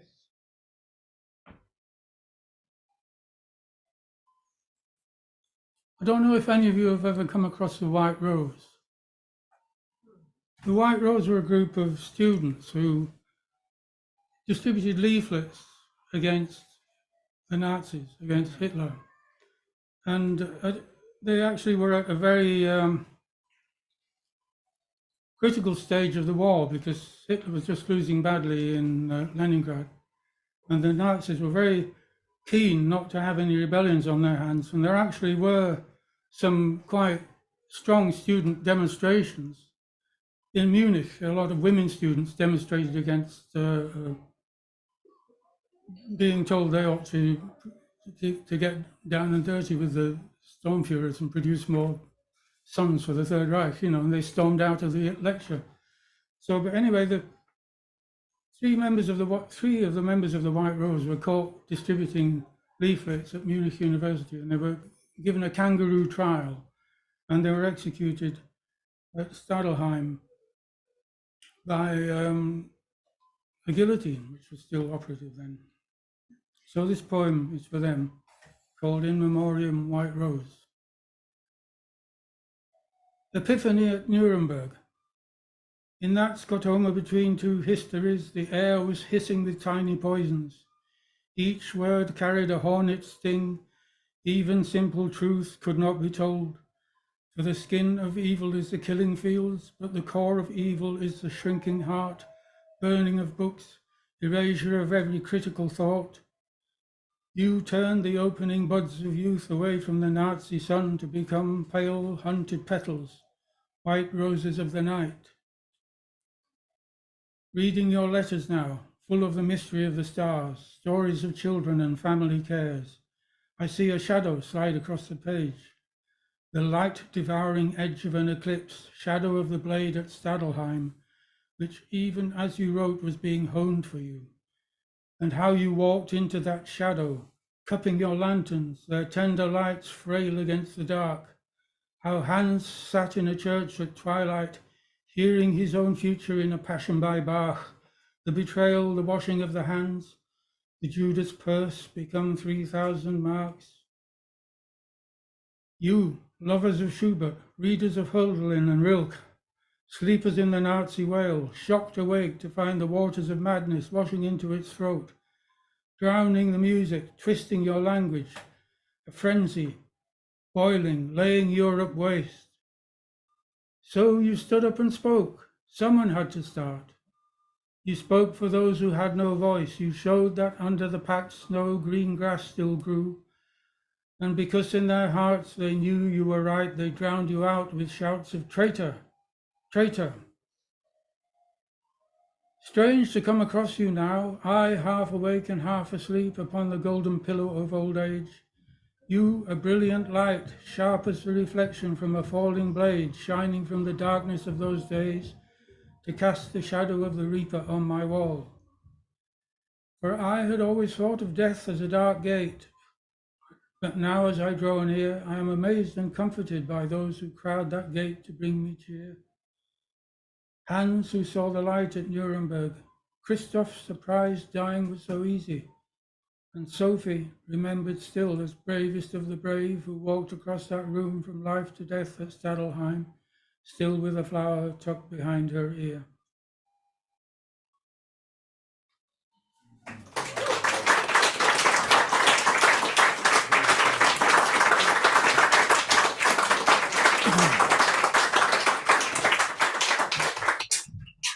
Thanks, and I actually only recently came across the story of the White Rose. Ian McKeown has a book called Lessons, which I read, and there's a large chunk of it about that. Thanks for that. It's really important to remember those kind of people who stood up when things were really difficult. To paraphrase Einstein, it's, you know, if we don't stand up, then that's probably a bigger crime than being involved. Now, next up is Eamon Glynn. Is that the right surname? Yeah. Okay, hi, friends. Sorry, I'm shrinking you. Thanks. I'm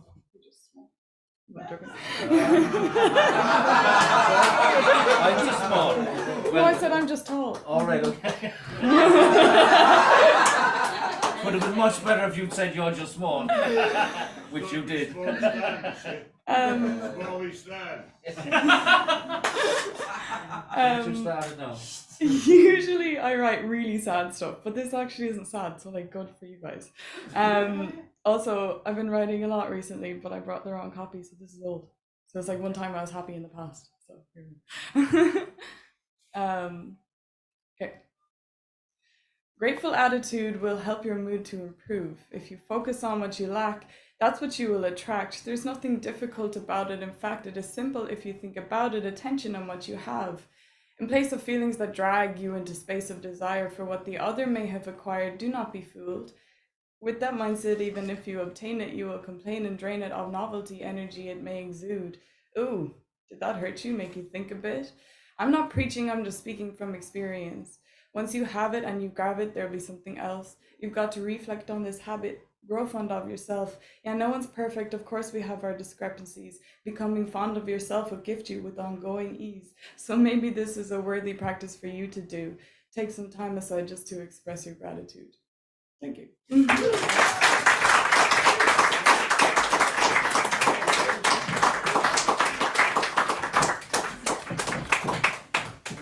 Thanks, Emer, and thanks for the comedy at the start as well. It's always nice to be reminded that I'm small. I'm 5'10", but that is small. In today's modern world, that is very small for a man in this modern world, and I'm glad you reminded me. Thank you so much. It was always one of my pet loves was to be reminded of my flaws. Thank you so much. Now, Cahill Holden is next. I think Cahill was in Coventry last year as well, was he? Yes. It's a room full of expats from Coventry at this stage. Let them all know we're out. Yeah. Brad would like everybody to know that he was also in Coventry, but nobody has mentioned it yet.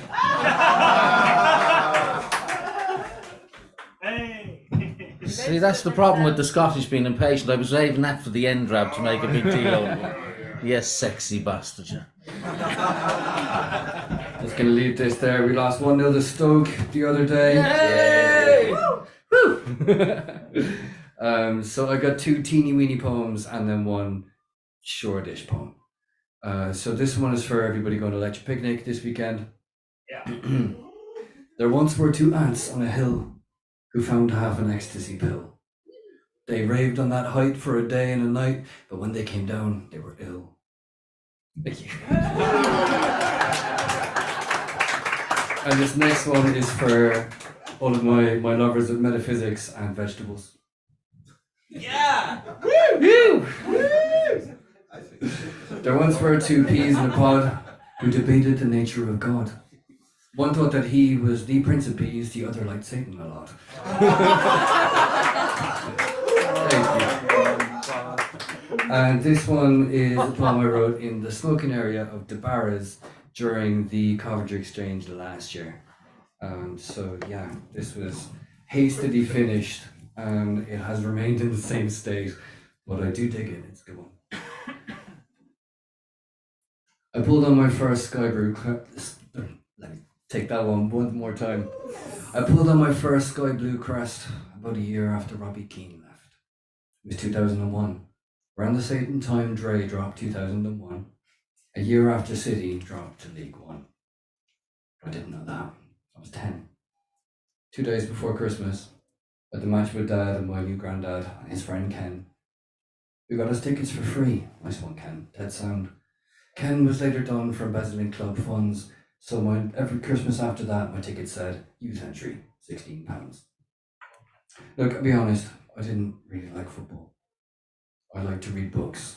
But sure, look, I've never had a granddad, so I was delighted to go in my new sky blues down to Highfield Road. And we beat Bradford 4-0.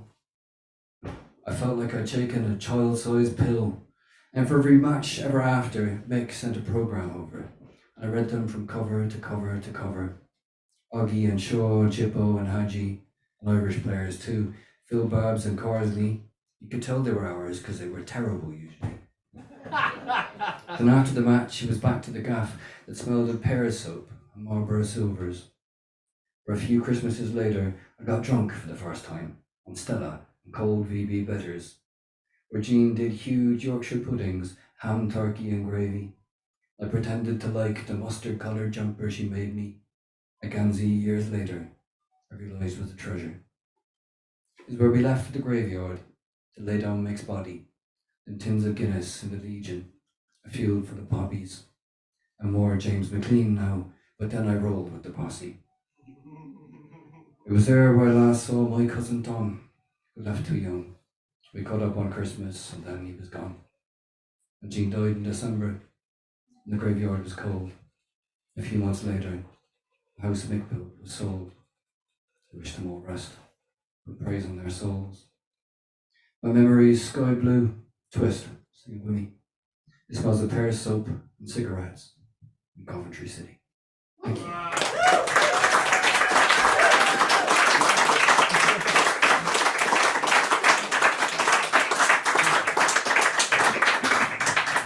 Quality, Cathal. I remember you reading that in the Barras last year, actually. Quality.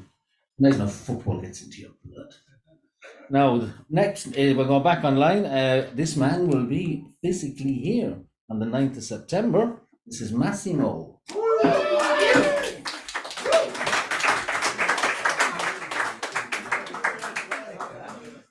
Hey, always such a huge honor to be here. And, thank you for inviting me to come next month. I'm very much looking forward to it. So, I don't always know what is the right thing, but that doesn't mean that I do not know what is the right thing. If it's something I don't want to do, is it the right thing? Should it be a good thing before it is the right thing? If I am wrong, is something wrong with the right thing? Or would I be fine if I'd have gone with the right thing? But dwelling on a past wrong is not the right thing, if the present moment is never wrong to do the right thing. It's like a road through a forest that I walk through. I know where I walk, but not always where I walk to. May I find good at the end and goodness all through, and may the road lead back to home as it ought to, as I choose what I do or don't want to, or sometimes it's better just to want to and not do. I make wishes, but I'm glad they're not all true. To get all my wishes may make me wish not to. So to whom do I turn for right guidance? To gain good advice with right words or right silence? Who could know what the right place or right time is if I'm not always sure where I am or what the time is? Is there a wise one who sits at the highest? Or do I just hope so because I'm not the wisest? Or should I drop these religious disguises and turn to the real people here I've grown wise with? Because there is no greater teacher than another human. You can listen to them watching what they're doing. You will find out more by asking them than just assuming, if every person is a mystery with no conclusion. Ask for their views they may share what they're viewing. They may show ways only their steps have proven. They may stop and talk or they may keep it moving. But there is no teacher like people communing. If most of us don't know beyond the sky we're standing under, but limits that we share help us understand each other. Any words of wisdom I could try to hand another, I am not the first or last child, woman, man to utter. 'Cause to the world I'm a son, a friend, and a brother, but to myself alone, I am one and am no other. I may seem to stand apart, but cannot stand asunder. 'Cause like you, I do not know and almost cannot stand the wonder. My only point of faith is where I'm from, is where I'm headed. And may my destination make up for reasons I have rested. All the good I've done and all the pleas I have surrendered, that something can mend all the deeds left unmended. Just to be faithful, you don't have to be demented. Religion may be man-made, but faith is not invented. Born from a need and a place to feel protected, to know that the steps we can't see are still directed. So if any time I should fall or I should falter, and following the stars does not get me any farther, I pray to the essence of my mother and my father, and the hand that they gave before I had a hand to offer. And if I need a hand that no one else can offer, I pray to a love that needs no other at the altar, where I'm the only visitor and I'm the only caller, like a root that still holds still through flowing water. But still I grow as I flow with the water too, getting lost in its reflection as I often do.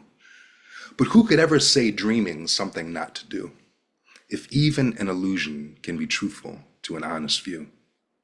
To love to dream doesn't mean something's wrong with you, but a dream is better to be seen than be lost into. Like a child, I was playing with a thought or two, and then grew into a man who does not know what he has got into. But through all I've gotten through, something got me through. A force that brought me up, then came down and caught me too. A grace that's not only amazing, but it's also true. To help me remember that to do right is not wrong to do. It matters too much to me to just say whatever, if life is too intelligent to not come back together. It is not a weakness to hope life is for the better, nor is it a lying heart that loves the world that I remember. It is not a crime to want to fall in love and love forever, nor is it betrayal to change my mind in changing weather. It is not a crime to pray for help and then surrender, nor is it betrayal to seek the answer from the questioner. So I meditate hard on the right thing. But why should it seem hard to just do the right thing? Still, I know the difference from the wrong and the right thing. Is it good? Is it true? Then maybe it's the right thing. Hey, thank you all so much. Peace and love.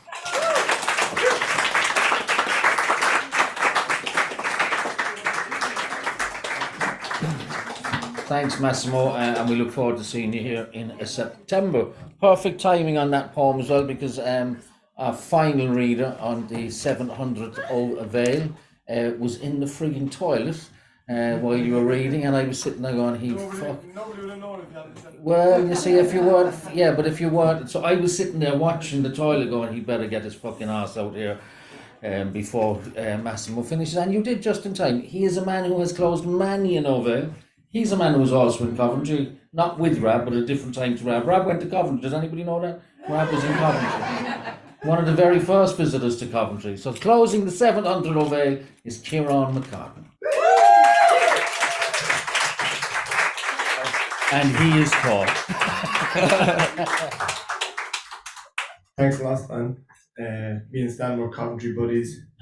We were over there and what a laugh. I was well impressed, I have to say. I thought it was absolutely fantastic. And I was really impressed also that they have a Coventry Peace Festival. That was the thing that was most striking to me, that the name of the festival was the Coventry Peace Festival, and a place that was leveled with the Blitz and such. I think it's really important to recognise how important, or how great that it is that you have a peace festival.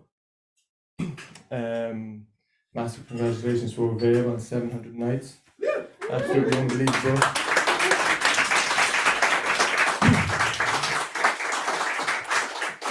Absolutely unreal. And geez, but where would we be if Rab wasn't heckling us even before we started? Like, you know what I mean? Jesus Christ. Like. Anyway, you've been unreal to listen to tonight. The other 69, or the other 699 nights would be proud of you. Anyway, I'm just going to say this quick poem, and thanks a lot. Sorry, Rab.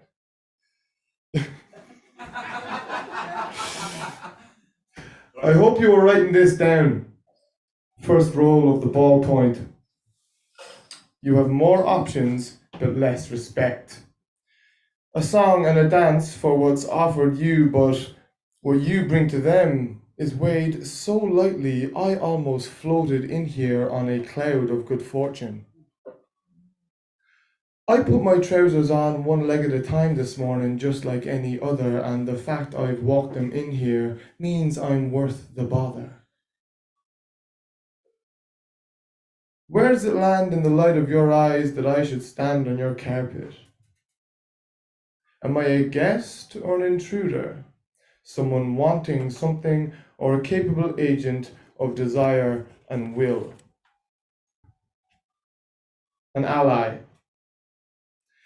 The standard, the worth of my humanity as perceived by you is the worth of humanity, and if you or anyone automatically thinks lowly of it, lowly it will be. Thank you.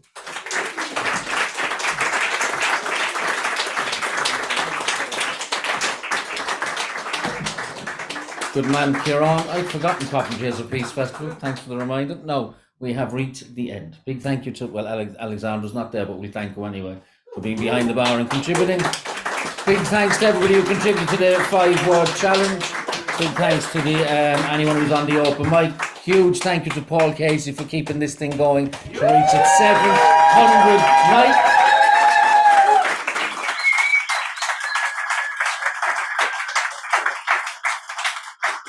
And finally, can we have a large thank you to a woman whose parcels have Tourette's?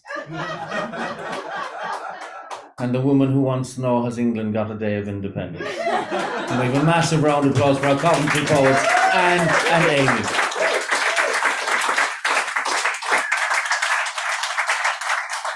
There will be a party travelling to Bandon tomorrow, not Bandon, tomorrow evening. Catherine Ronan and Cedric will be going along with the 2 Coventry poets. They'll be seeing the Lord Mayor in the morning, so it'll be as high as kites. But we'll see you down there if you're going. And thank you for being here. Have a great night. Cheers.